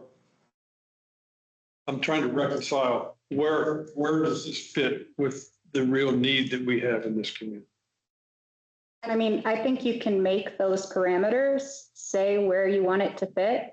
And if we don't get any applications that meet that, we haven't expended the funding and we put that money somewhere else.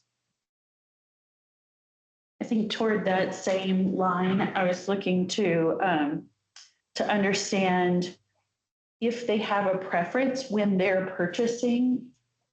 Speaking of Summit, do they typically purchase something that is shared, kind of like a frat house style? Do they typically purchase units? Because when you're talking 1 kitchen and only a couple of baths, you're talking about a different situation for the number of people, and back to filling that gap. I mean, that ultimately is the decision of the property owner. Another use that people use housing helps for is a local business could purchase a 2 or 3 bedroom condo, get that additional housing helps money to kind of offset some of that cost. But the occupancy requirements mean that their occupants need to work in Summit County. So. Yeah, Okay, big picture, I'm stepping back a little bit because it is a very complex issue, very broadly, even down to this level. And this will be our 3rd program that we looked at. Are there 5 others that we should have been looking at the same time, that 2 of them are better than that? Now, I don't want to look a gift horse in the mouth because 50% comes from the county. Sounds great, but we do incrementalize. And this is the 3rd one, Habitat, and then the rental assistance program. And we're, even with Habitat, I don't know if we've really come to a conclusion on that one yet either, but I'm kind of naive to all the programs.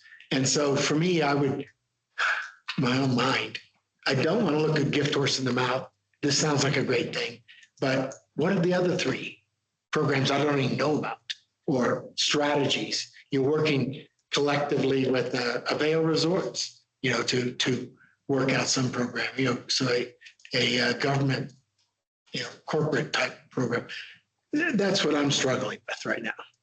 I would say in Summit County, people have stepped back from the kind of lease to locals type rent programs and found that those are not effective for their jurisdictions.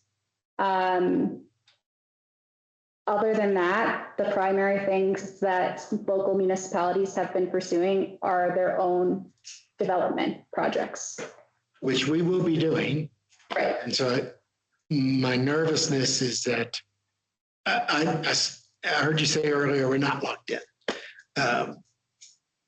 But I do worry about that, is the timing, because we're going to be making those decisions within the next year about our own potential developments, I think.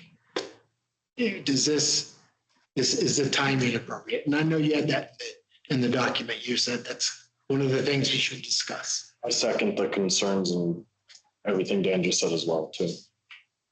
I would say ultimately, I did take a look at Frisco's budget, for example, as they're a community that has done a lot of new development in the last year, 2 years that they've been working on these big projects that are going to go live.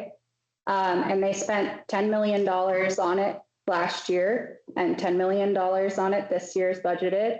But I did find something interesting is when I looked at their housing helps line and their budget for 2025, they had 1.5 million allocated towards that, and then decided partway through the year to only spend 400,000 of that. So we could make a similar decision next year if the circumstances change and say, we'd like to suspend the program and kind of move from there. And I'm sorry, one last along that. We have a lot of deed restricted now in town.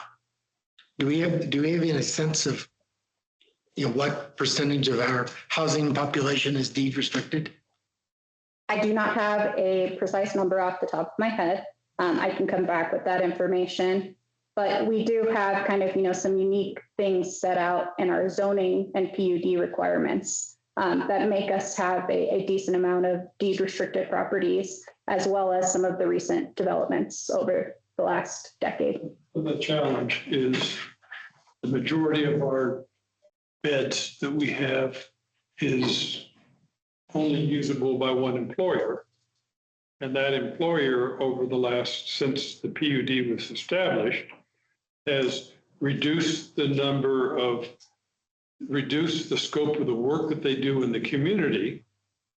And so now we have other employers who've picked up that work, but the housing has been justified based on the need by the PUD, but none of those other employers have access to that house. And that's why I asked the question of the lower income, the $60,000 a year jobs. and I don't have a solution, but I'd just like to see what's our need and how does this program meet the need? And that's based on the demographics of our workforce that we're looking at. And is the workforce being adequately supported elsewhere in the county? And if they are, then maybe we ought to be broadening our horizons beyond just looking at Keystone, and then be part of the broader collective, all the regional studies that you should be. I would just echo that I did hear of the income for the workforce payment for working in Keystone is greater. And so it would seem likely that supports what you're saying, that there's workers that are coming here to work here that are living elsewhere. Yep, I would. Sorry, are you saying people get paid more in Keystone? Yes. No. I would categorically disagree. It was just two people at, our wayfinding event. And they were saying that was true. Mayor, I really like the thoughtful way you presented some of these questions. I think it's important. And Dan, your question about what are our other options, what I would like to do is propose or suggest that folks read the Frisco housing strategy. It's pretty awesome. They spent a lot of time and probably a little money and a lot of community engagement in developing it. And what it gives you is a greater sense of what the options are. So I think that was a smart question. To the mayor's conversation about, but what can they afford with HOA fees? I noted that in our housing needs assessment, they use the term preserving naturally occurring affordable housing. Another one of those annoying acronyms, but I think that's what Maddie has done the hard work in figuring out what are those ones that could be eligible for the local workforce. Third or four points I want to make is I've talked to some local workers, we'll call them, and they didn't move here typically because they just wanted to live in town. They moved here because there was viable housing available. And the point was that this is a countywide situation, countywide employees. I'm going to continue to use the phrase Maddie gave us last time.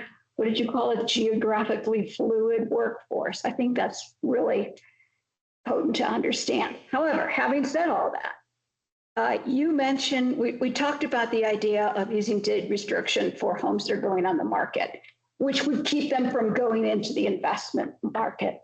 You talked about something I hadn't thought about, selling to employers. That's cool. The other thing is it can be used, and correct me if I'm wrong, to help people stay in their home. If they're on the edge of deciding it's getting expensive, maybe I should just sell, maybe this could help them stay in their home. And that might be particularly viable for those places that don't have HOAs. Is that accurate? Just wanted to expand how we. Right. And it could allow, folks who have been in their home for a long period of time and have an interest in doing some improvement to their home. Right. And kind of getting that done, and then also allowing them to then sell that to a local worker in the future. Okay. Just last thing, Can I ask a clarifying question on something you mentioned earlier? You mentioned somebody shared with you coming here and living here because of viable housing. Is that the type of situation Ken talked about, which one? Let me use the word affordable. So affordable. They did not work here. They looked countywide. Where can I find housing I can afford? And now they're members. I'm going to apply for a job because this job has housing tied to it. They worked elsewhere in the county, moved here. That's just one anecdote, but I found it helpful. The last point I want to make, and I think we're all thinking this, is we are going to own this property in 6 years from now. And I think we need to have a balanced program, which I think is what Maddie's recommending, that if we care to put some money in deed restriction, we can decide how much We can decide whether we want to go it alone or use help and money from the county. But we also want to make sure we keep building the funds that we have in the housing fund for long-term investment.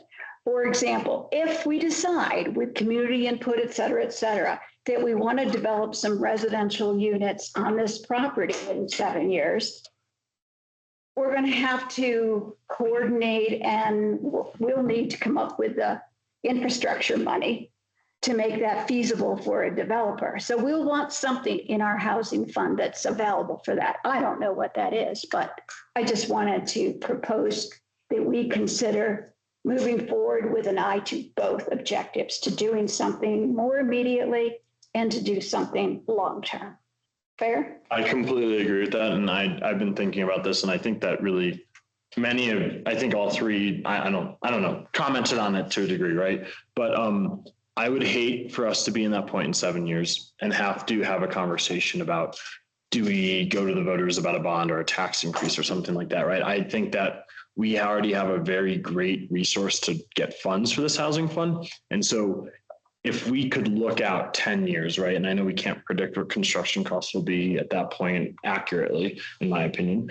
But if we were to put money now, right, would it mean that in 7 years that we would be able to do less of a development here, or that we'd have to ask the residents of this town for funding for a bond, or that we'd have to increase taxes? And so my kind of where I'm trying to get at with this is like, I love that there is 20 different approaches we could take to this. There's no out of the box approach, right? But I'm concerned that we'll just start being like, oh yeah, this is a great idea. That's awesome. And then in 5 years, we'll look back and be like, oh crap, we maybe shouldn't have put the $300,000 to this for the past 5 years, and we would have had $1.5 extra million to now use on building something here. And so that's just my concern, is like, I 1,000% want it. And I think this is one of my deepest passions is employee housing, livability, and growth here. But I don't want to do it in a way that impacts or hinders our ability to invest in an awesome asset. Absolutely. Which is why I didn't realize it was a 50-50 with the county. We could put that minimum of 200 and have 400 available. And this year, let me remind you, we have already invested 300K out of that housing fund in the housing, what is it, Habitat for Humanity, and the 50,000. So I like your thought. We should do this strategically, not at the moment, right? What is the goal here? Is it educational? Is it thumb vote of what we're looking at? Yeah. I think from my perspective, if there's additional information that you need from staff to make the decision, kind of informing us what additional information we need to take forward. And then if you are interested in having us come forward with a specific housing helps proposal at a future work session. And I don't want to speak for everyone, but my additional ask for you would be, what does that 7-8 year plan look like, right? To develop this without shooting us in the foot, right? Is it a triple P? Is it we fund it completely? Because those are probably two very different financial aspects. And then the second part, which we kind of talked about, is what can our residents actually afford, right? With the housing we have here, and that Alice point. Yeah, that's what I'm interested in, what can the residents actually afford? And just looking from an AMI standpoint of what it would take to get into a property, which again, starts scoping down a little bit the value of the properties. And there may be some advantage as well as we look at properties we would be willing to support. And I know 2 weeks ago, I probably never would have said this, but looking at properties to include Dillon Valley, which has lower values. Summit Cove as well, though. Summit Cove, yeah. I for granted, I assume Summit Cove. Yep. But in Summit Cove, you're looking, unless you get into one of the condos over there, you're looking at $1 million plus properties again. I'm just concerned about $1 million property being into the affordable range for our workforce. But $1 million property with no HOA is different than $1 million condo. $1 million property with an HOA at the heavy deed restriction is still $750,000, and someone's got to qualify for a loan for. To be fully transparent, I'm just bad at doing math on the spot, and $1 million is easy to calculate the percentages. Yeah, that's fair. Understand. But also recognize in Keystone, maybe opportunities, again, the HOA fees are problematic. And what we're seeing in the older properties in Keystone who did not plan for the major reciting work that's now coming up, they're either going to have special assessments or if they plan for it, that and the infrastructure costs that are projected to come up in the next 10 years, plus the property insurance issue is eating them alive. I know as a resident of an older complex, our property insurance has gone up of 150% in the last 4 years. It's interesting because there are programs in the public domain, HELOCs, to address things like that, where they use their equity to help stay in the house. Don't understand what I'm talking about for condos and HOAs. Yeah, as they keep going up. Yeah, the HOAs don't have any equity. They don't own any properties. Right. Those are all owned by individuals. So who are we trying to serve then? Well, the key is the HOA fees are determined, and the insurance is all a part of the HOA fee for the property. So it isn't, if you were in a condo, you're in a single family, but if you were in, say, the Alders townhomes next door to you, the HOA would be responsible for the buildings and insuring those buildings. Oh, I see what you're saying. As opposed to because of the common areas. The way because the owner is responsible for the inside. The inside. Mm-hmm. And that's interesting. Because who are we servicing then with that deed restriction? well, you're The property owner. you're the owner of the individual property, which would be the condo or the home. But that's where John's point about homes without HOAs is more palatable. Okay, I'm going back to big picture. The housing needs assessment we did, which is mandatory, but we did do it and a lot of effort into it. I guess I'd like to see how this maps against it. But that's, yeah. Well, Me too. the number one recommendation in the housing needs assessment is to look at a deed restriction program for targeted areas in the town that are that NOAA thing I talked about, naturally occurring. I don't remember what the rest of it is, but naturally occurring affordable housing properties. And that's where it goes back into what, even HOA fees, and largely that's condos, it's not single family homes. Right. Here, in those condos, are there HOAs that have fee structures that you could actually put something together that'd be affordable?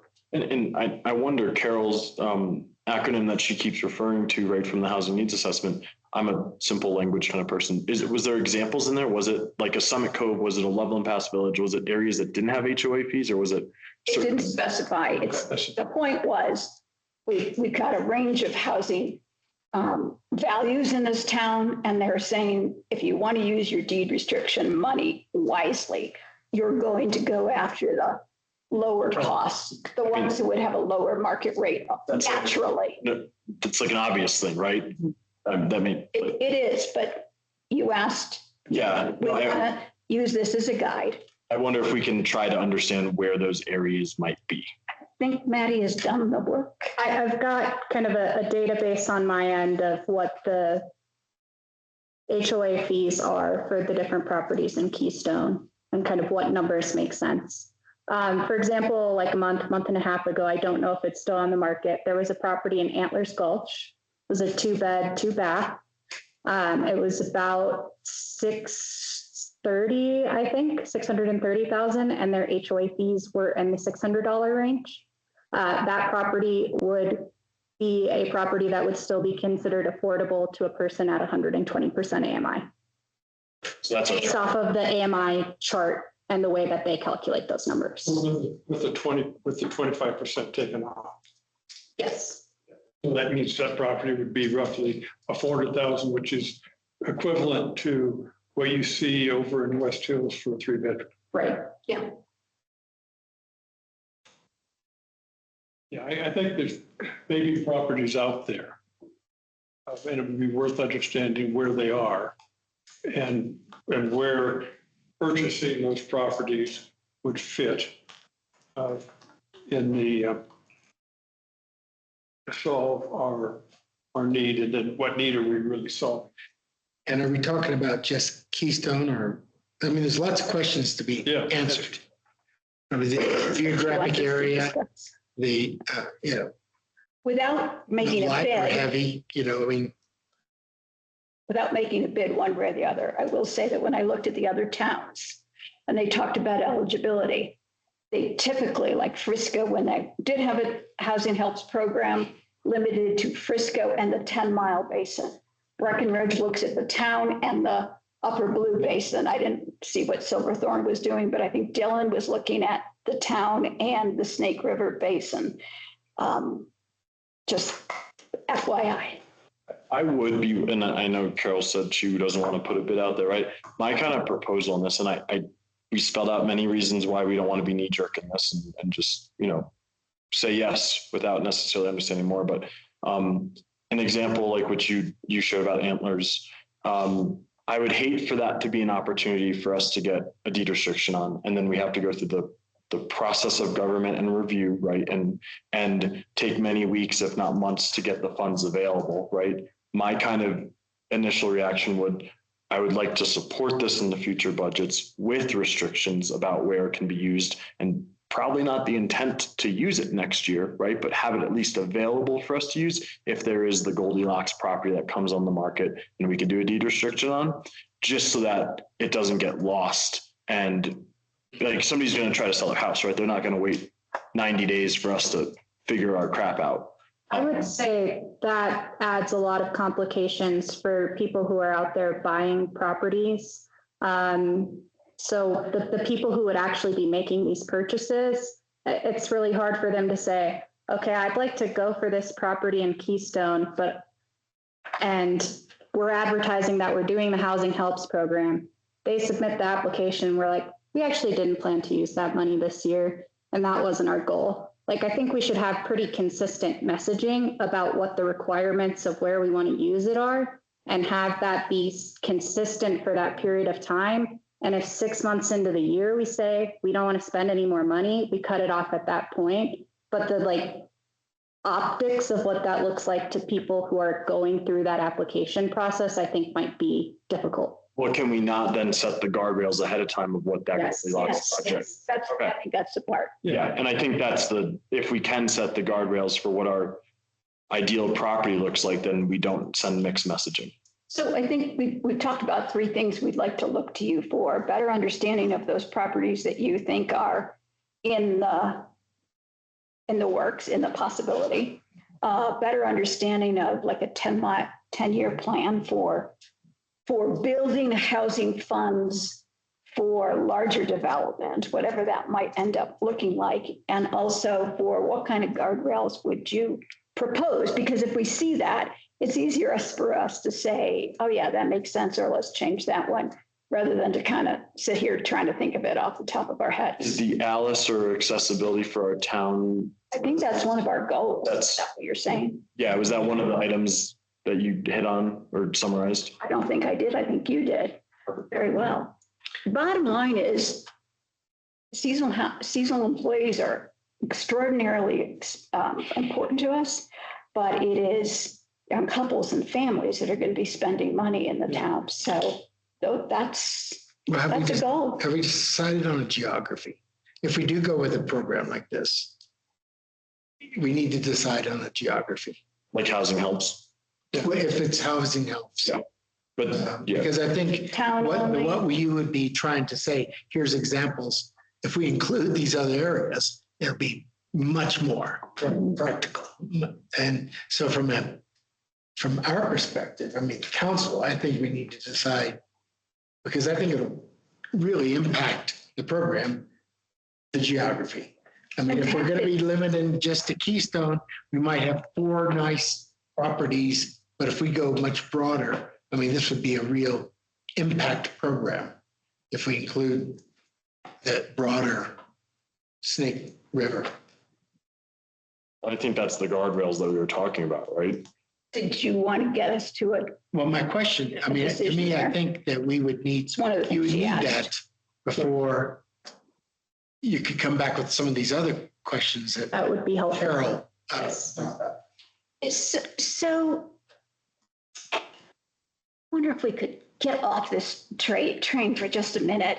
And if you could give us a heads up on what came out of the discussions that you or John had with the county about the Habitat for Humanity with respect to the same discussion, whether it be Keystone only or Snake River or part of Snake River. Was there a decision on that?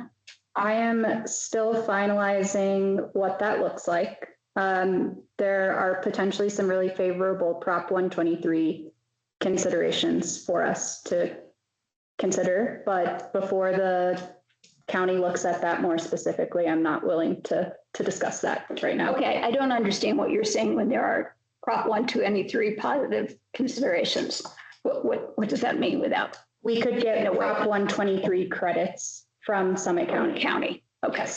Would we get enough to come up to the 5 we need by the end of this year? Potentially. Okay. So we're back to where we were 2 weeks ago when we were talking about, do we want to focus on Keystone? Do we want to focus on the whole Snake River Basin or part thereof? But to give her some guidance, because as she comes up with options, we could give her an area to look at and then choose to winnow that area back to make it smaller in whatever implementation we decide. So my recommendation would be something similar to what we were talking about for Habitat, which I think included Dillon Valley, Dillon, and everything. That's why I asked. Is that what you're going forward with? No, We don't know right now. I don't know yet. Well, I thought John walked away from the last council meeting with an idea of what he was going to propose to the county. Those discussions are still in progress. We gave guidance to staff of what we'd like to see. Right. Right.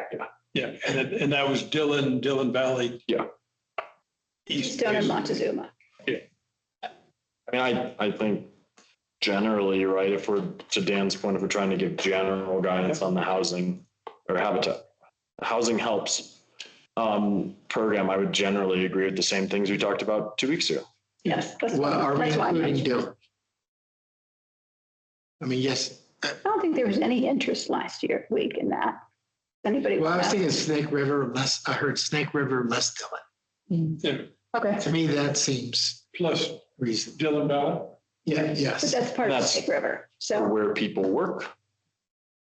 That's my Dillon question Valley. is, are we more concerned about where these properties are or where the individuals are working? those are actually 2 different questions Yeah. because for this housing helps, it's all about the property. For the Habitat for Humanity, we had proposed originally Keystone workers only, and we're asked to revise that. So if it is properties only, are you still good with Snake River Basin less the town of Dillon? That's my suggestion. Okay, I personally don't like Dillon Valley being included in there. you know, I like basically Summit Cove East. Summit Cove East. That's I guess I don't know Dillon. That's, Dillon Valley apartment buildings to the They're, left of, as you go down to the town of Dillon, Down you turn right, you go down the hill. Yeah. It's the whole community that's next to the interstate. yeah. Would you be uncomfortable in They're in unincorporated Summit County. explaining? I just I think. wouldn't argue with you. I just. Yeah, no, I think where the impact of those folks that would be more focused on Keystone, right, would probably be in Summit Cove East. right? And I think that the community that exists in Dillon Valley is a vibrant community, right? But it is more of a catch-all for the entire county. And so while we're not going to necessarily, with ease, I should say, regulate the location where people work, it typically will have more of an impact with Summit Cove working, living, eating, going out in Keystone or East. Can you run that, The Maddie? argument for the upfront look would be just to understand if Dillon Valley would bring anything to the table. This doesn't mean that Dillon Valley would be necessarily included in any future housing helps program, but understand, because I certainly don't understand what property values, HOA fees and all that are, or even they have some single families in there as well, whether they would be potential or not. Yeah, and I think part of it, right, is that Dillon Valley, we could easily spend $500,000 there with these kind of programs with the amount of houses there. And truthfully, right, again, I think that we should be looking for those needle in a haystack, the Goldilocks opportunities, right? Because I am, again, concerned about the 10-year plan and having enough money. So really, if it's something amazing, blows us out of the water kind of thing, would love to see that. But I'm worried that the farther we expand, and quite honestly, the more affordable the area we expand to, we're going to be able to eat up that money that we dedicate to this really easily. But Kate, I make that decision after We that understand. is provided. Totally. I think you can spend a lot of time looking a lot of places. I think it's worth making bounds and just throwing Dillon Valley out there. Like I wouldn't want to include them just because they're low cost and unincorporated. Right. Because to me, I wouldn't want to include anywhere that you have to physically drive through the boundaries of another town to get there. And that, because otherwise you're going to include Ptarmigan, are we going to include all of the housing that's in Silverthorne but outside of Silverthorne's town boundaries? I mean, are we going to include Farmers Corner? This could get very expansive. I think that I would support John's view that Dillon Valley East is probably where we should focus our efforts and look. Including Dillon. Or sorry, Summit Cove. Summit Cove. I can go either I way. agree with that. I think Summit Cove and East, I could agree. and, you know, And again, I want to remind you of the SCHA policy, which we could manipulate, but the point is to invest in areas that don't already have a lot of affordable housing, which is probably true in Dillon Valley. Maybe. In where? It don't. Well, I don't know exactly. That's just a line in their policy. If they would consider whether there's already a lot of affordable housing available. And so I think with that thought, maybe I'm agreeing with you, John. Let's just do Summit County East. I think we, Summit Cove. I mean, Summit Cove. I do mean that. We can always And that, by the way, We matches can always expand. precisely what was done in Wintergreen and West Hills. And Dan mumbled it, but I want to echo it. We can always expand it. Yeah. And that's what I was thinking, like coming in the opposite direction of fully expanded, then bring it back next year and the next year. But I'm fine to go in the opposite direction where we go to Summit Cove and then. Remember, we're not making a Yes. decision tonight on what would be in a program. All we're asking is that investigation. Do you need a number to do that kind of analysis? Like we went from 200 to 400 to 300. I mean, to do the analysis, do you need a number? No. I can get some information about properties that would be eligible and what different funding commitments Well, would provide us in that. And what AMIs Right, could qualify for a loan on this. Correct. And the idea being that would help us decide how much we want to commit to this, yes? Right. Yeah. And I think that would be more helpful to start small and. Well, I just like that this does align with the housing needs assessment. Yeah. And it's also looking at gift horse in the mouth, having the county help us. So it does leverage it. So, and I like it that we are limited. We can decide later. I agree with you. We need to announce the program, stick with the people that made a purchase based on that. But at some point we could say, this got out of hand. It's 50 and we can't do this. At which And point stop we it. stop. Patty? And the other piece, as we look at this, is, well, the county will probably never agree to changing their deed restrictions to 30-hour total county. By restricting the area that we're looking does help do that restriction. We're increasing the amount of affordable housing in the immediate area of our community. Maddie, you asked 3 questions in the staff report. I think with Dan, we touched on them. Did we give you what you're looking for? I feel like I have enough direction to come back with additional information. Yeah. All right, that's simple. Thank you for putting all that together and forcing us to address this. All right. Why don't we go through codification of ordinances first, and then we could go to dinner? Since it's now 6:15, and I assume codification is about 15 minutes or less. I think we can cover it in 15 minutes. All right. She can cover it. We. Go ahead. Okay. Turn it over to the deputy town manager. All right. Well, I will turn it over to the town attorney. Well, I have been waiting to talk to you about this for a very long time. At least 2 previous meetings, and the deputy town manager knows that I brought this up last year. So as a newly incorporated municipality, Keystone's laws currently exist in individual ordinance formats. When I wrote this staff report initially, you had 42 ordinances. You might be up to 44. By the end of tonight, we might be up to 45. Some of these ordinances have been amended. And so as a result, a person wanting to understand the laws in Keystone would have to look through original ordinances and then would have to understand if those ordinances have been amended. The purpose of codification is really to put those ordinances in a simple format. It's to put the ordinances into a single municipal code that would be organized by subject and arranged by, topic, instead of searching through the individual ordinances. In the staff report, I did put together I put links in for municipal codes that you could take a look at. I think Town of Dillon and Frisco. And what this does is it just really makes the town's laws more accessible. It helps residents. It helps your police department understand what laws are in place. It helps staff. It would probably take burden off staff of answering questions from residents to understand what laws are in place.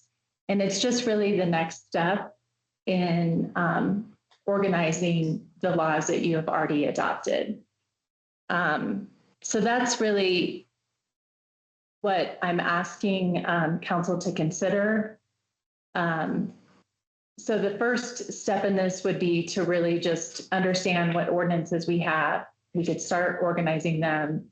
And then really the next step would be to reach out to codifiers to understand cost of this process. I understand that there's different ways that a codifier can work with you. The codifier, you can give all of your ordinances to a codifier and say, put this in a municipal code format. Or another way that you can do it is you can work with the codifier to say, we're going to give you the format that we want everything in, and you just put it into your online system, your database. I personally would prefer that. Maybe it's a control over the process and how everything works. I think that would be less expensive. The deputy town manager, I may have some information as to preliminary estimates on cost. I don't. Generally, one of the most common providers. If you utilize them to do the whole process for you, it's going to be in the range of 100 to 150,000 versus a cost in the range of more to like $40,000 to $60,000 is what information I've got now. If you do it on your own before you send it to them. One time? Say it again. Yes, one time. And then you What was the second set of numbers? $40,000 to $60,000. What does that represent? If you do the process Jennifer described, where you organize it yourself and provide it to them, that's the setup fees and getting everything launched. And then there's an annual subscription after that. So we're paying, just understanding it, right? We're paying $40,000 to $60,000 just getting a website up basically with the format. And then we pay an X dollar maintenance fee every year. Correct. And we've done all the work on the backside. Yeah. But what they also have in place, it's a website, so it's functionality in the website. You know, you put in a term, a search term, and you find whatever code represents that search term. You know, you could put in fire, and so it is functionality. I know Breckenridge does it a little bit different. They don't use I don't think they use a codifier, but they have a website where They do, it was American Legal and then it got sold. It's now called the Code Publishing Company. So they do use a codifier. Okay. And it is significantly cheaper, but it's got different functionality than Unicode does. it looks much different than Unicode looks. So what's the ask tonight? To take the next step and explore options for cost. Really, I think we've all said, yes, we need to codify. But the question that you bring up here is that there's 2 or 3 different approaches. It'd be good to understand the pros and the cons. Yeah, so we can. But I think, yeah. I have 2 questions. Go ahead. This, you've made a strong case. This makes it easier for community members. So, and I don't argue that.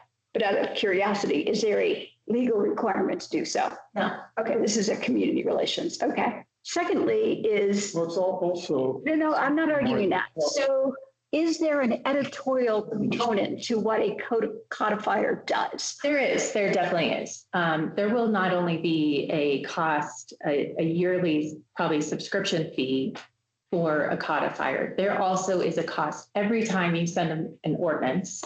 There's a cost for putting that ordinance into the code. I think you misunderstood my question. Not a follow-on question on cost, but is there an editorial component? i.e., if we give a codifier, here are the chapters we're looking for and the subchapters. We're asking you to look through all of these, and the staff will already have done a lot of this work according to what you laid out and identified, okay, yeah, we had this ordinance and we updated it twice. We're handing it over. Are they doing anything more than sticking it in the right chapters? I don't think so. There may be some level of review, but it's not going to be significant. It's not going to be substantive. Okay. 44 ordinances, that doesn't seem like overwhelming. I would think we get a cheap deal Yeah, exactly. because we haven't.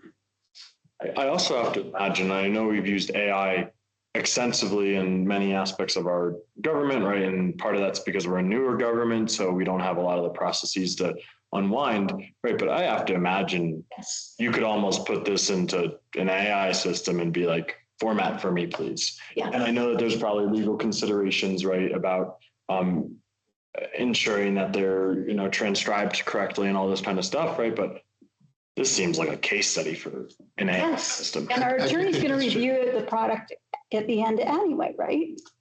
I agree. I mean, that was my first thought was, And I wonder, is there he's going to go out of business in 2 years. It's going to hope. be all AI. So if we just kick it down the can 2 years to. Except that I think Jennifer's made a point that do it now, because the more we add to the ordinances, the more complicated it becomes. Right? Let me give you an example. And I see the chief back in the corner there. You might have an example. There was over the last couple of weeks, we had an issue with parking on Montezuma Road. I talked to the officer. The officer said, "Yep, I've looked. There, you don't have any restrictions on parking." I said, "Oh, I know there is." And I'm sure he was looking at the initial ordinance for the model traffic code. I was looking at the amended ordinance that had the parking restrictions in it. And what this does is it makes it easier for enforcement, as well as the community to be able to figure out what's out there. In nuisance ordinances, we have multiple ordinances that all tie into the nuisance piece. You go to one place and you can get all that. Right now, if you want to search for something, good luck. So yes, on clarification, and let's not delay. But I do like the idea of looking at using AI. It's what I came in here to ask. Is Well, that's the first component. That would be, what we could do as working with staff and putting together. I mean, if we did it ourselves and then sent it to a codifier, really what we would be doing is we would putting the whole entire code together, and you would be adopting the code by reference. So you would be adopting a new ordinance, and it would be the town of Keystone's municipal code. And then you would have pages of the whole entire code laid out, with a table of contents and all your chapters. And so that's how it would look. I guess for guidance to staff, how about this? We're interested in cost, we're interested in recommended approach. Staff also asked to weigh staff time to do it. I don't know how that piece fits. And also, how long will it take? And I think I'd like to see that to come back and do another work session, and then we can Decide. and just decide. I would be happy to hear that if you would specifically ask about AI tools. How do they deploy AI in their products? I don't think if MuniCode typically does. There are different products on the market that may. Yeah, MuniCode is sort of a legacy operation, is it not? It is. It's the gold standard, I would say, in Colorado. You need that. Well, let's give us some options to consider. And one thing just to consider too, I completely agree with where the mayor is. And I think that we're all interested in this, right? We're concerned about financial considerations. Beyond the initial implementation, what does the maintenance look like? Yeah. Last question. One thing I would add into that, you have 47 now. I could double that in the next 20 minutes. Thank you. Your consideration. I mean, this is something that has to happen in some way, shape, or form. Yeah, I agree. sounds that way. To the chief's point, I think what he's saying is this is going to be a really good opportunity for us to understand what codes we're missing, what ordinances we're missing, what laws we're missing. Yeah, and I mean, not to hijack this, but when you look at, because you put Dylan's in there as an example, Dylan's ordinance package is not necessarily strong across the board. So going back and fixing that, there is a unique opportunity to be good at the beginning, all the way through it, and get it right the first time. So the opportunity is there. So thank you for adding this. It's very important. Heidi, what part of the budget does this come out of? So the initial, like 100 to 120 or the 40 to 60, that would be under the capital one-time non-recurring cost, and then the annual maintenance. It'll all be out of the general fund. Okay, thank you. Do you have enough guidance to go forward? Yes. All right. We have a couple of other items. I would propose that we defer the code enforcement procedures to when the town manager is back. And then if you have any specific statements on the financial statements, to just provide them to Heike, if that's okay. And then we break at this point for dinner. Yes. Okay. All right. In that case, given that, we are adjourned for dinner. We'll reconvene.